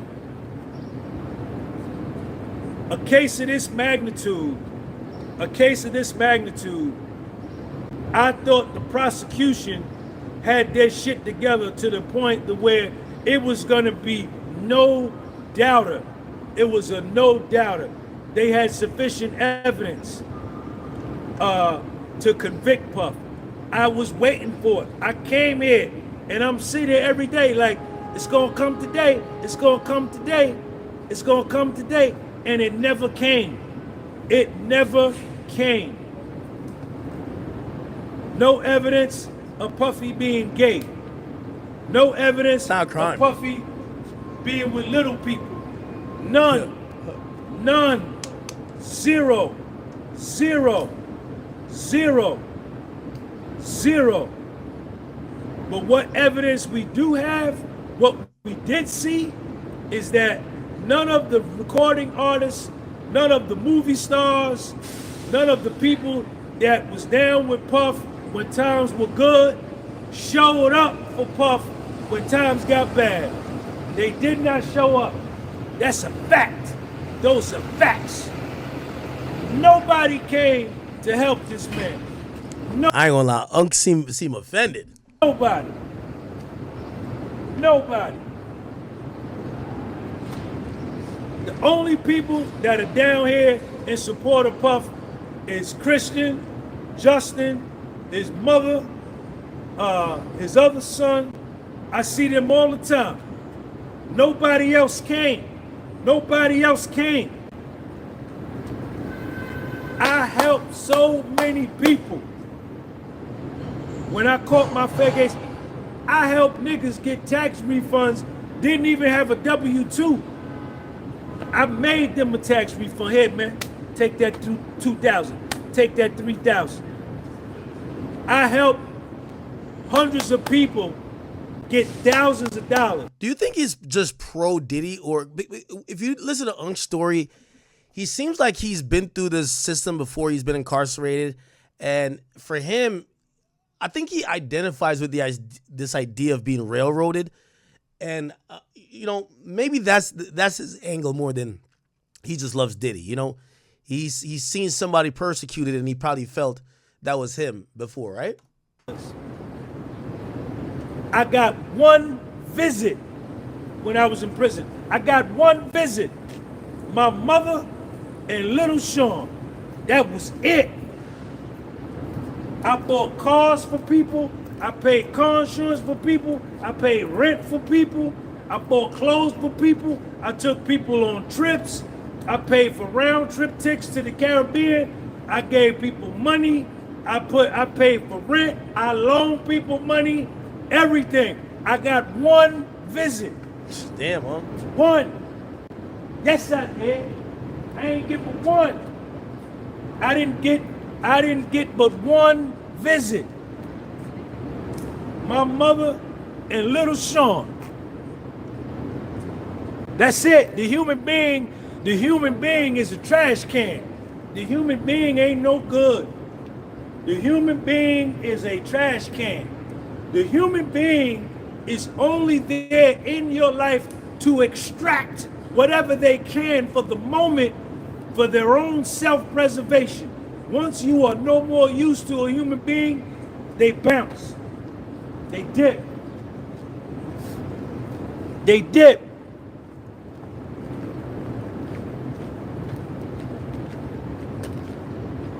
I got one visit. They came up on a Saturday. I was so happy. I was so happy to see little Sean. Man, I hadn't seen him in like 8 months. They visited with me Saturday for like an hour. Then Sunday came,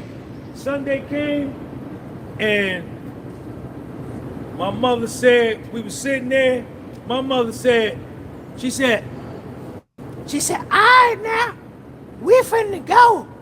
I got to get on back. I got to fly to Atlanta. I got to go. When my mother told me she was finna leave, and her and little Sean was walking out that door, and I was walking out that door back to the motherfucking compound, to the unit, water welled up in my eyes. I couldn't even finish the visit. No, I couldn't. No, I couldn't. No, I couldn't. Unc got PTSD. I couldn't even finish the visit because I'm sitting in the visiting room with like 30, 40 other inmates and their families, niggas I knew. The water welled up in my eyes. I told my mother, I said, hold up, I gotta go to the bathroom. I said, I gotta go to the bathroom. I went to the bathroom. splashed water on my face, got them tears out my eyes. I said, Sean, you gotta get it together, nigga. You gotta get it together, because you gotta walk back across this compound, because the visiting room was over there, and Gerard unit was way over there. The weight pile. Nah, Unc is going. Unc having flashbacks. Unc having flashbacks, y'all. Unc having flashbacks. It's all good. You here now, Unc. You here now. I bet. Here we go. Shapiro. It says, yo, Combs is already paying the rent. There's nothing. Okay, all right. I think we right here. Said not being paid overtime is not forced labor. Ooh, that's a good one. Remember, Capricorn Clark said she wasn't paid overtime. Now, Diddy and them is saying, yo, whoa. That's a civil matter. That's a civil matter. That's not a criminal matter. That's not forced labor. Capricorn Clark said Mr. Combs told her to get the fuck out of his house. She said that was crossing her boundaries. She then got a higher paying job. Shapiro says she alleged wrongful termination, presumably because she wanted to stay. Then 50 Cent. Ooh, what the fuck? With respect to Mia, she had a high GPA. She later got a job with Madonna. So the elements ain't meant with that either. So Mia worked for Mia or Capricorn Clark worked for 50 and then Madonna. Shapiro says on kidnapping, there's sufficient evidence as to 2 of the 3 allegations. If you want to credit the U.S. witness, or there's insufficient. For 2 of the 3 allegations, if you want to credit the U.S. witness. Capricorn Clark and the lie detector test. Uncle Paulie took her to the building. That don't satisfy New York law. Mr. Combs did not know.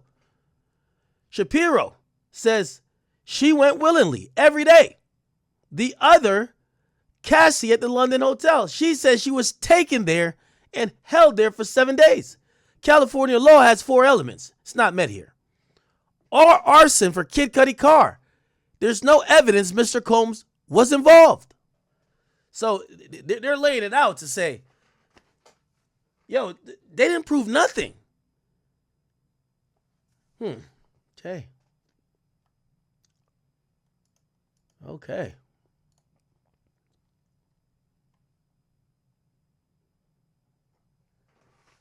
On count two,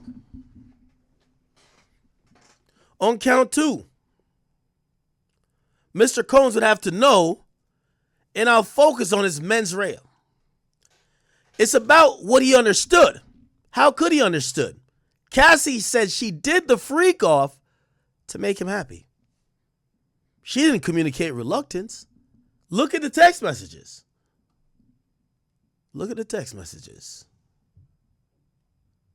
Wow.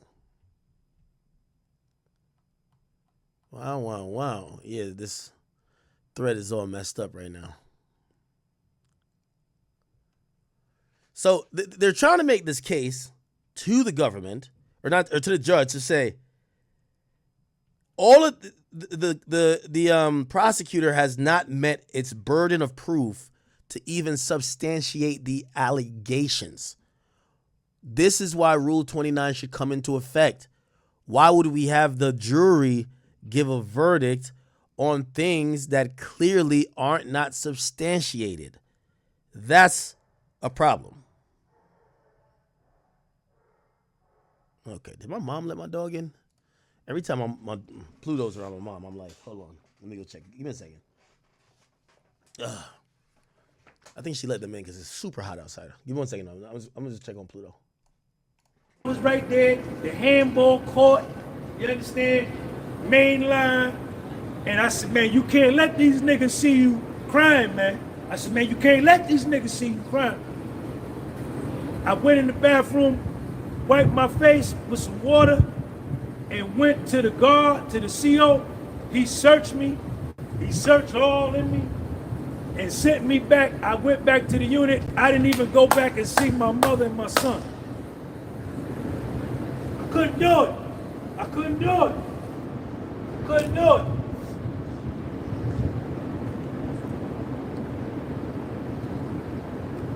And from right there, from that day, I found out who loved me and who didn't love me.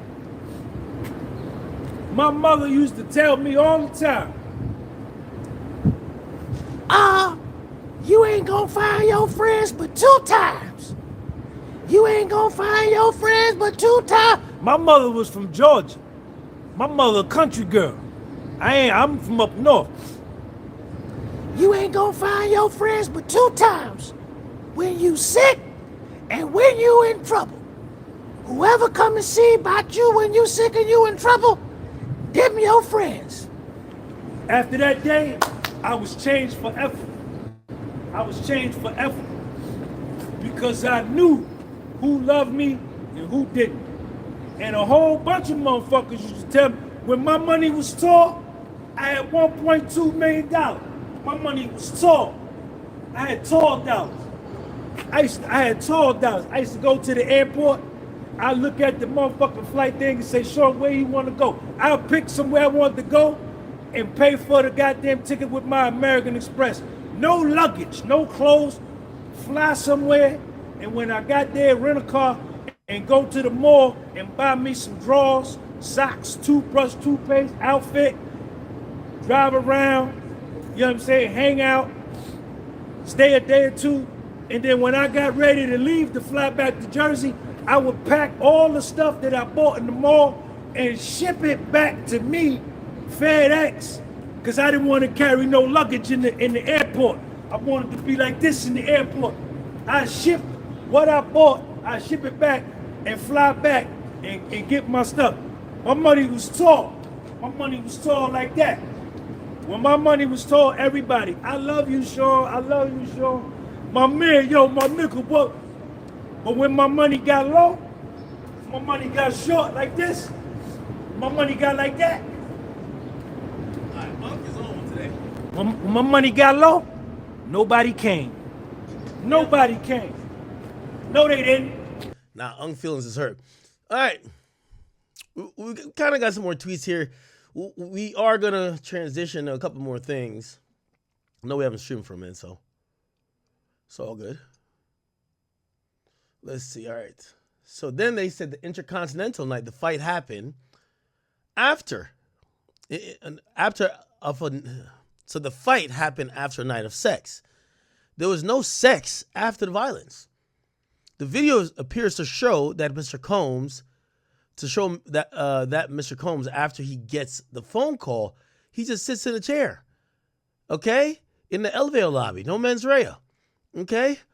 As to Jane, she engaged in sex for economic benefit. Jane is 50's baby mom. For example, the house. There was only one incident of violence with Jane, though, which I'll get to. The fraud theory is deficient as to the matter of law. The Turks trip ultimately happened. She wanted to go out to dinner. So it's essentially what they're saying, chat. They're saying, so what's this?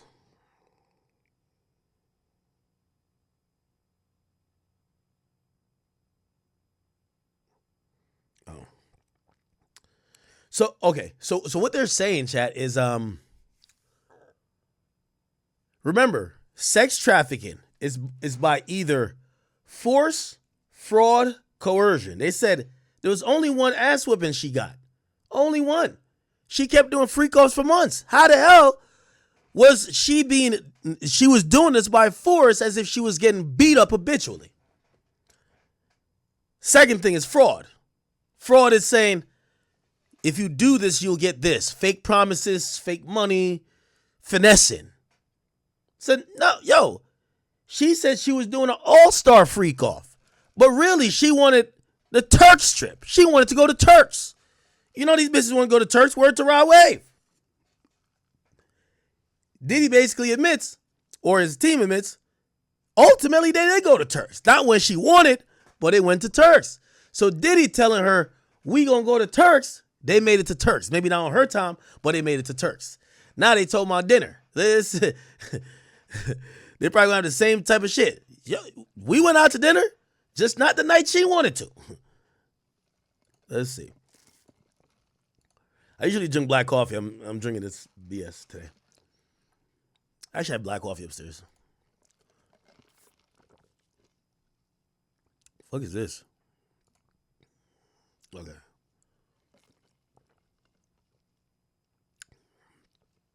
Okay. It says she want to go out to dinner. All right. We're waiting for more tweets. Okay. By the way, while we do wait, chat card. My man, Inner City Press, looks like the judge. Oh, shit. The judge asked Combs how he's feeling. Diddy, how are you feeling? I'm doing great. I just want to say thank you. You're doing an excellent job. Oh, shit. So do you understand whether to testify or not is up to you? Do you understand? Yes, Your Honor. Holy. The judge says, is it your decision not to testify? Sean Combs says, yes, it is. It's solely my decision. Me and my lawyers decided that. Judge says, thank you. Shall we take time to allow stipulations now? Yes. Oh, shit. Okay, cool. Let me go back up a little bit. All right. There's a sweep of, this would sweep in a lot of romantic partners. It's a vagueness problem. People do this all the time. It's not fraud. Immigrants being tricked into sex for green cards is different. He's a wealthy individual, but won't take her on a yacht, right? It's like, oh, she's mad that she didn't go on a yacht? Like, come on, bro. What are we talking about here? Shapiro said they never alleged sex trafficking of Jane until they found out she was alleging a circle incident of assault. That is telling. The theory of fraud is incredibly weak. The fight at Jane's house in LA. This single act is not sufficient. And so there's no evidence of the escort that the escort came from outside California. Escorts were paid for their time. Both witnesses said they were not prostitutes, Phillips and Hayes. They were called entertainers or escorts. Thank you, Your Honor. Government, it says there's more than enough evidence here, Judge. So remember, they're arguing about Rule 19. There's more than enough evidence here. Your Honor, can reserve on that. If you'd like the argument, I'd like a bathroom break. He says I could reserve. And says the defendant should be allocuted. And says, all right, give me a moment. And then they ask, Diddy, say, how you feeling? I'm doing great. I just want to say thank you. You're doing an excellent job. Judge says, do you understand whether to testify or not is up to you? Do you understand that? I say, yes, Your Honor. This is your decision not to testify. Yes, it is my decision. Solely my decision with my lawyers. Thank you. We'll take time for some stipulations now. Cool. 3:07, they come back. The jury enters.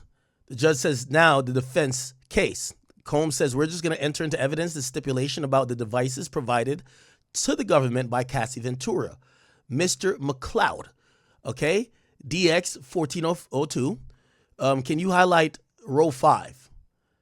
And they highlight it. It says, I'm the luckiest woman in the world. I'll get all the pictures together this week. So many good ones. Meanwhile, Combs, who's seated between Westmoreland and Brian Steele, hands Westmoreland a pad.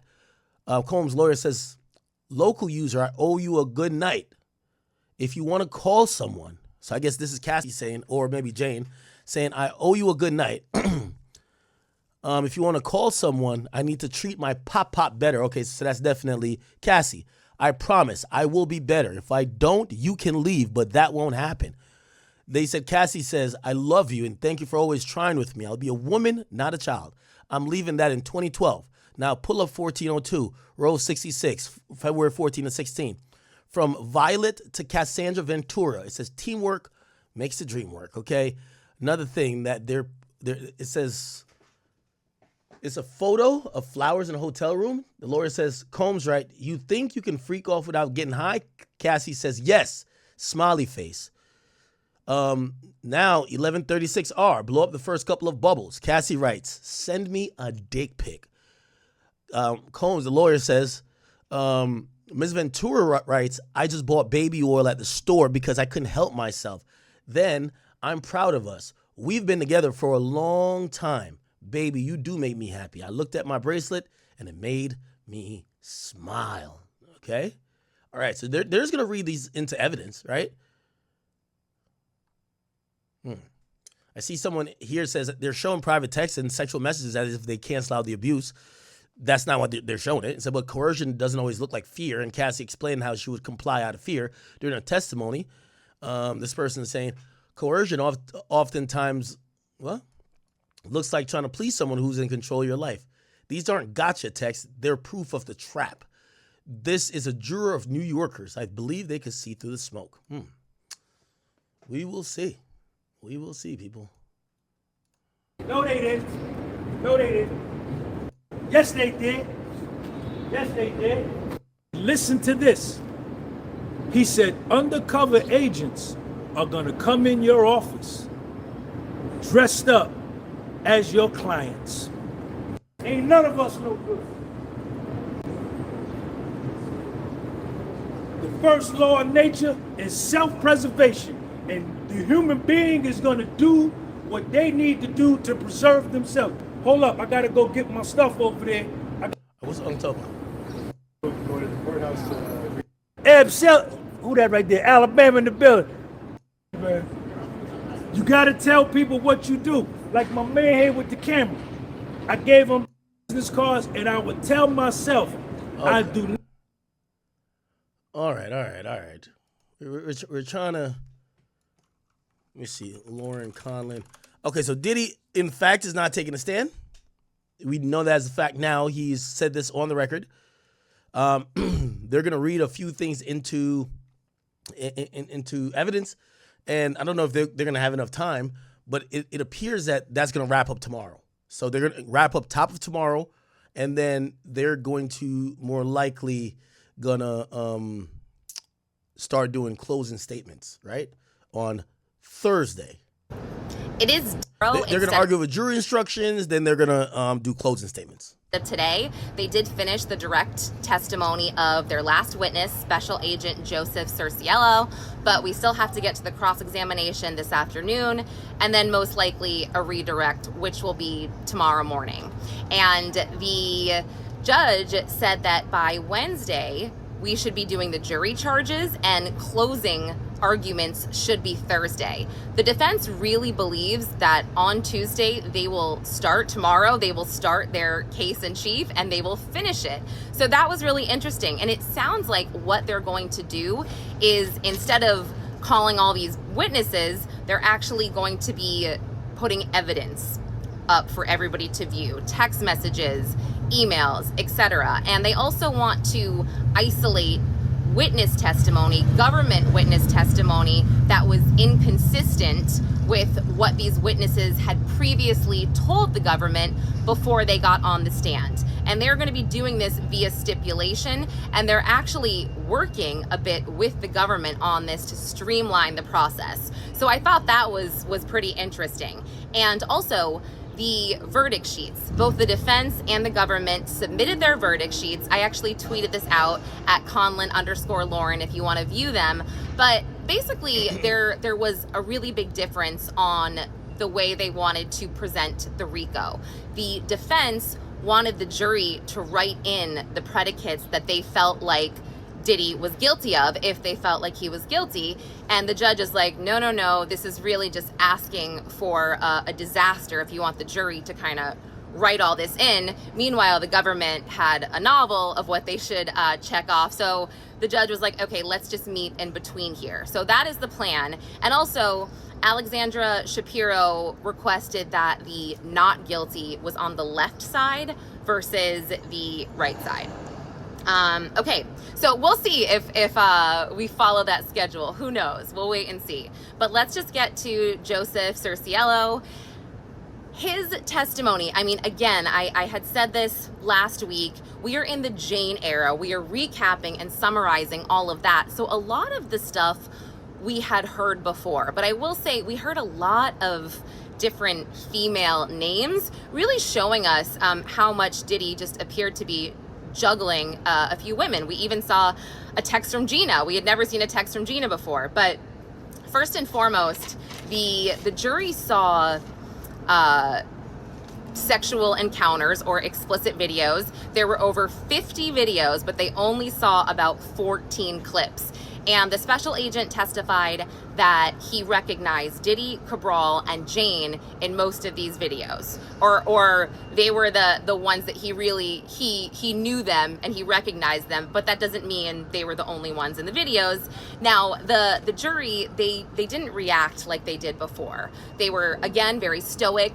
By the fourth video, I noticed that one juror, he kind of was tired of it. He was kind of rubbing his temple, taking his glasses off, and a female juror, a little bit older, was kind of going like this. They seemed like, okay, been there, done that. And it felt like we were watching a lot, or they were watching a lot of videos. Again, this is all sealed, so we had no idea what they were watching or what they were listening to.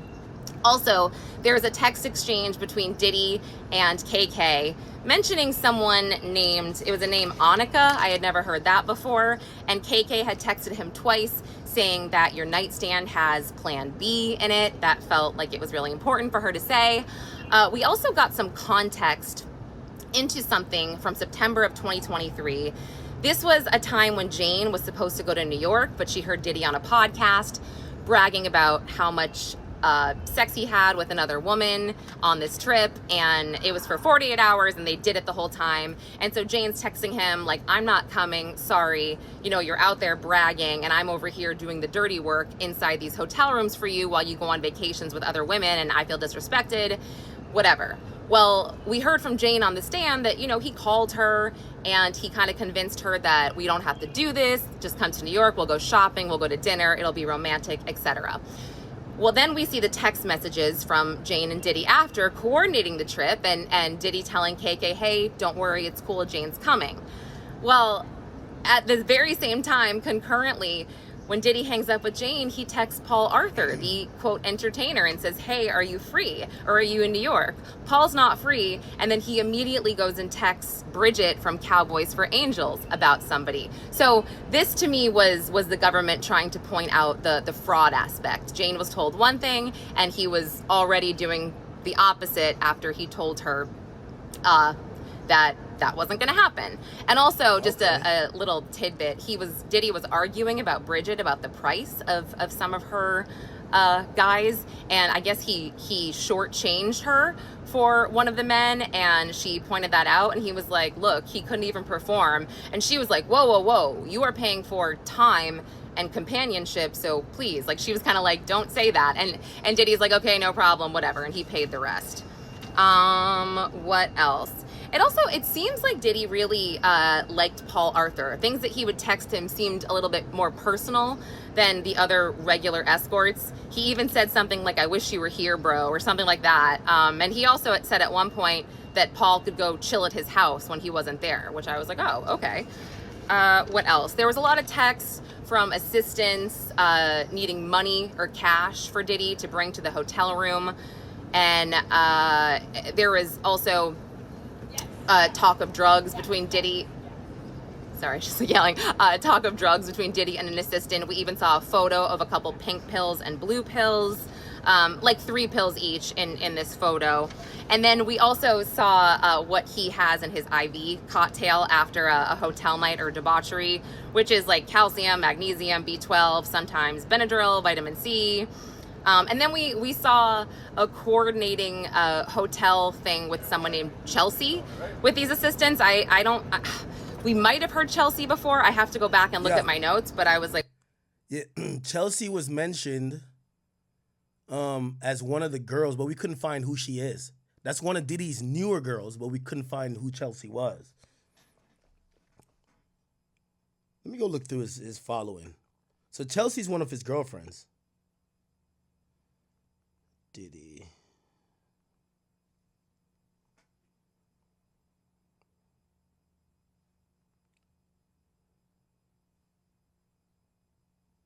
Maybe this is her? Holy shit. I found a girl. Yo, Diddy had... I don't know how Diddy could be into semen. That nigga had the baddest bitches. Lord. I think, so I looked through his following. Chelsea. Only person with name Chelsea is this. I don't know if this is her. But holy shit. No way.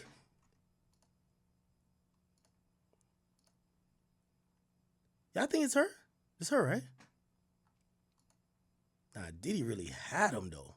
For real, for real. Nah, Diddy really had them joints. Let me see. I'm trying to see if there's any videos with her hanging with Diddy.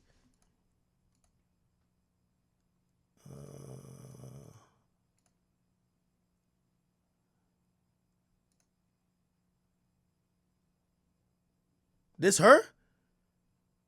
Yo, there's no way you're banging this and you're like, bring the semen in here. Like, what?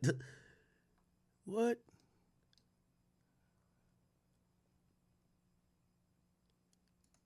Oh, Turks 2021. Let me see if Diddy brought her there. Or 2020. The chicks always tell on themselves in the highlights. 100%. Let's see. They always tell on themselves in the highlights. You feel me? Whoa, whoa. Goddamn. Hold up now. Trying to see some Diddy shit. Pause. She's on a yacht. This is 2020, though.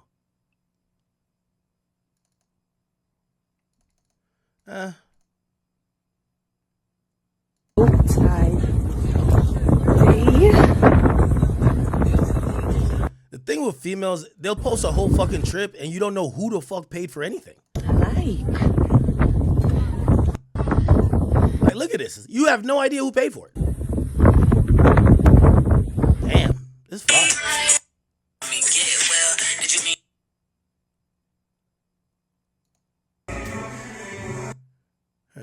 I don't know.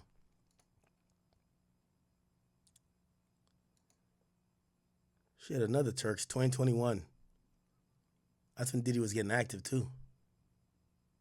That's her, right? Looks like a Diddy yacht to me, right? Somebody was getting first class. You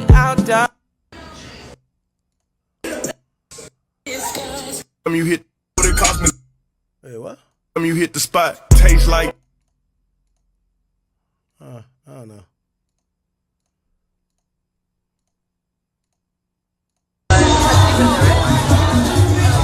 I think that is Diddy, though. I think that's Diddy's thing right there. I'm not gonna lie. We've heard Chelsea a few times. This is the only Chelsea Diddy follows. Does she follow him? She do, right? Yeah. What? Yeah, she do.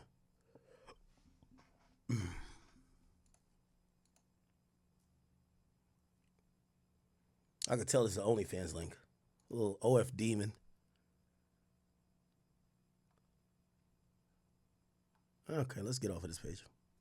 Like, wow, okay. And then we also saw a text where Diddy wanted KK to cancel on Young Miami. He's like, I'm never gonna be able to get out of here, meaning he was with Jane. He's like, so can you tell her I had a family emergency or something like that? Like, really juggling these women. And then there was another occasion where... Yo, KK was a great wing woman.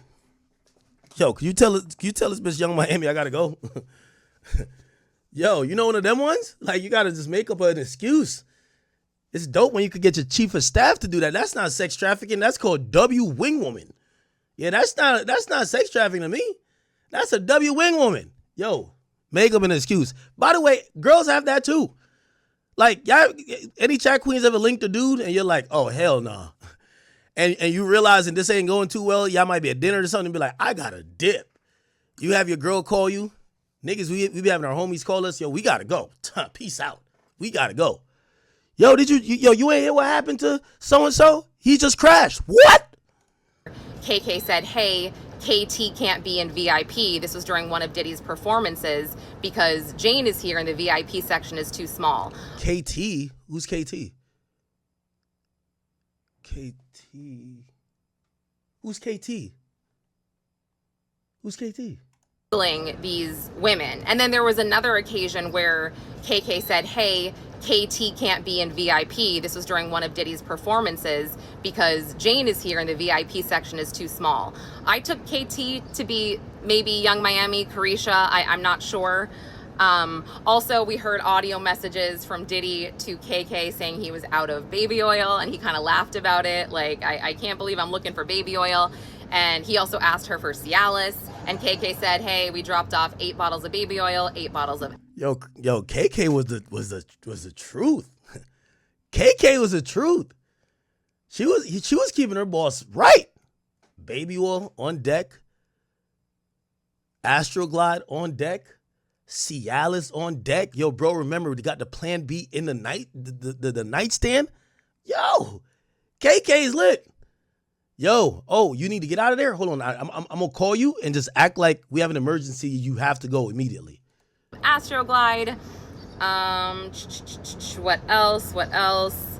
Oh, and then we saw when Jane was trying to break up with Diddy in October of 2023, saying that she's sick of having loveless sex and feeling this way, and she feels exploited and blah, blah, blah. Well, we see that while he's texting with Jane trying to say, hey, we don't have to do this, Gina texts him and says, hey, babe, I'm ready for the car. So you're like, oh my gosh, this guy is busy. Yeah, that nigga was juggling them joints, man. Yeah, and then again, just... I ain't no crying, though. More flight records of the different escort or entertainers and Jane flight records matching with the bank, matching with text messages, matching with hotel invoices, a lot of what we've seen previously, just adding a little bit more context. Okay, so I probably forgot something, but I'll add it later on today after I update everybody about the cross, because usually it's a little bit shorter because court is shorter in the afternoon. All right, thanks everyone. Okay, there we go. Yeah, no, Lauren been holding it down, giving us all the details we pretty much need. Logic too, but, All right. They're still arguing in court. It should be ending very shortly. Let me see what else. Do we have any other updates from court? Okay. Let's go.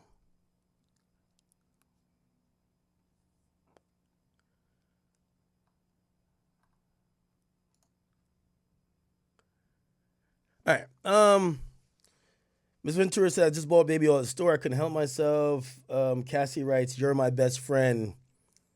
You're my best friend, CC, and this message was sent. Why would she seem like she sent that to herself? That must be Diddy sending it to her. Garrigo says, I will read this about Daniel Phillip. He was told to sit on the couch while Combs took his turn with Cassie. He felt jealous. What the fuck? This is nasty. So they told the sex worker to go sit on the couch while Diddy took his turn smashing Cassie. And he said Daniel Phillip felt jealous. So in October 2024, April, Dawn Richard met with law enforcement. The note does not reflect Mr. Combs telling her where he comes from. People go missing. As to Hayes, that's the I believe that's the sex worker. He stated he began to have feelings for Ventura. Wow.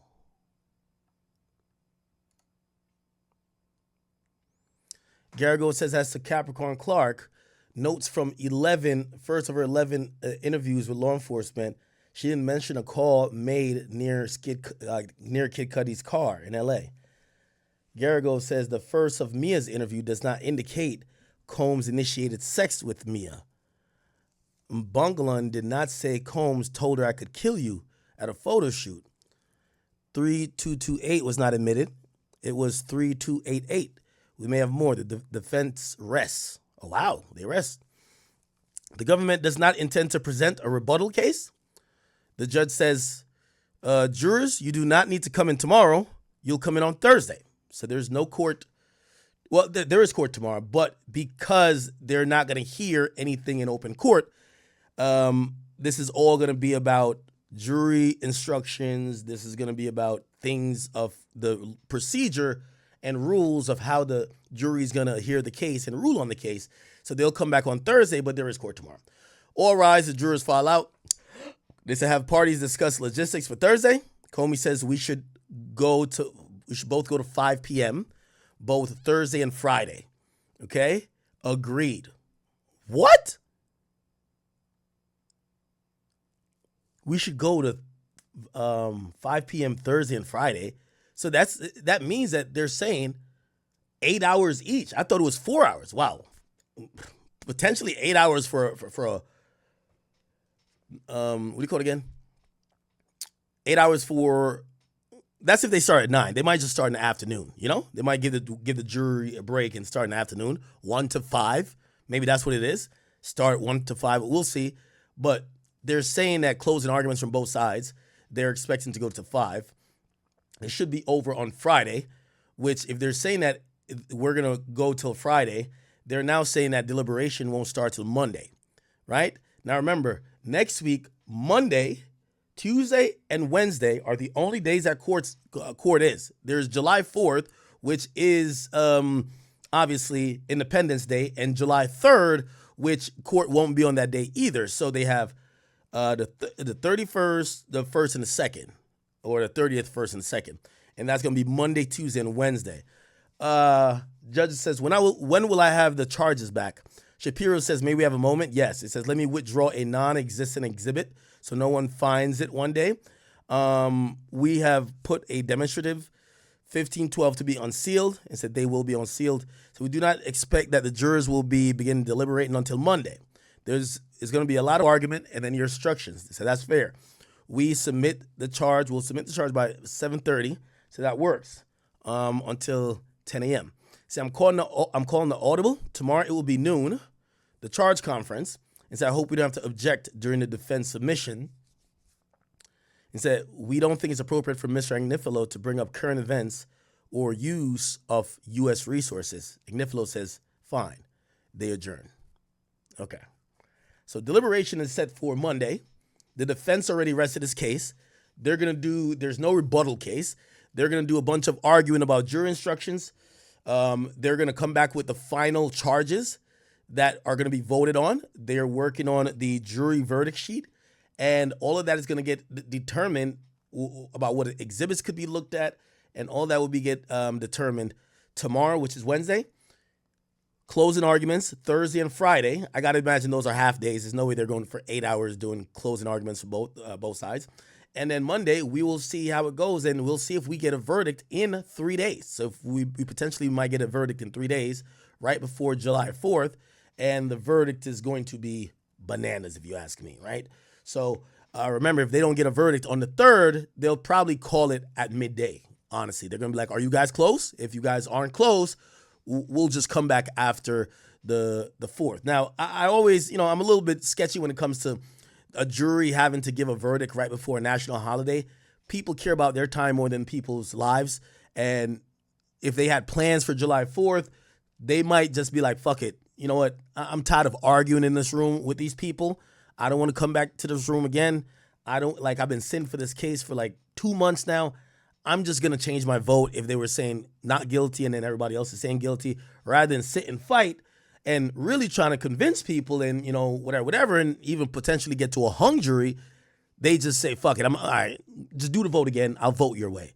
Hopefully that doesn't happen for Diddy and his case or his sake. But it also could happen in the other way around as well. So we will see. Wow. All right, then.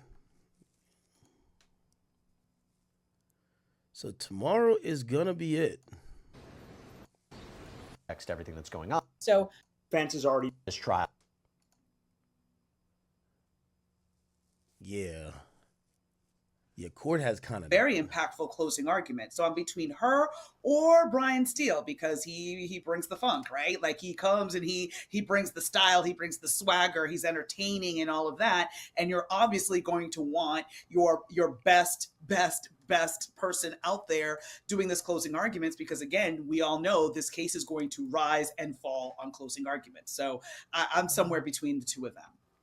Got an update from court. Shapiro says even if the court denies this Rule 29 motion, some should not go to the jury. Under the California law, the government had to show that the information was about to be given to law enforcement. Back in April, you found lack of probable cause. I think what they're saying, Jeremy, is something to do with, obstruction, bribery, tampering with a witness, right? Let me read some donations here. Thank you guys for everyone who's donated. Really appreciate you guys. Let me read through some of them. Okay. Streamer Portal says, do you think the bombing and the ICE raids were a distraction about Trump getting exposed in the Epstein list by Elon? The timing is weird. I actually don't think that. But, obviously sometimes you never know. There's probably a lot of facetious, underhanded things happening that is not in the public eye. I think the more you kind of look into how government plays a role, like they definitely control a little bit of the population by the amount of information we get, right? Jerome Michael says, yo, check this out. Diddy's following Trump now. Is he? Let's go see. I mean, he probably was following him before.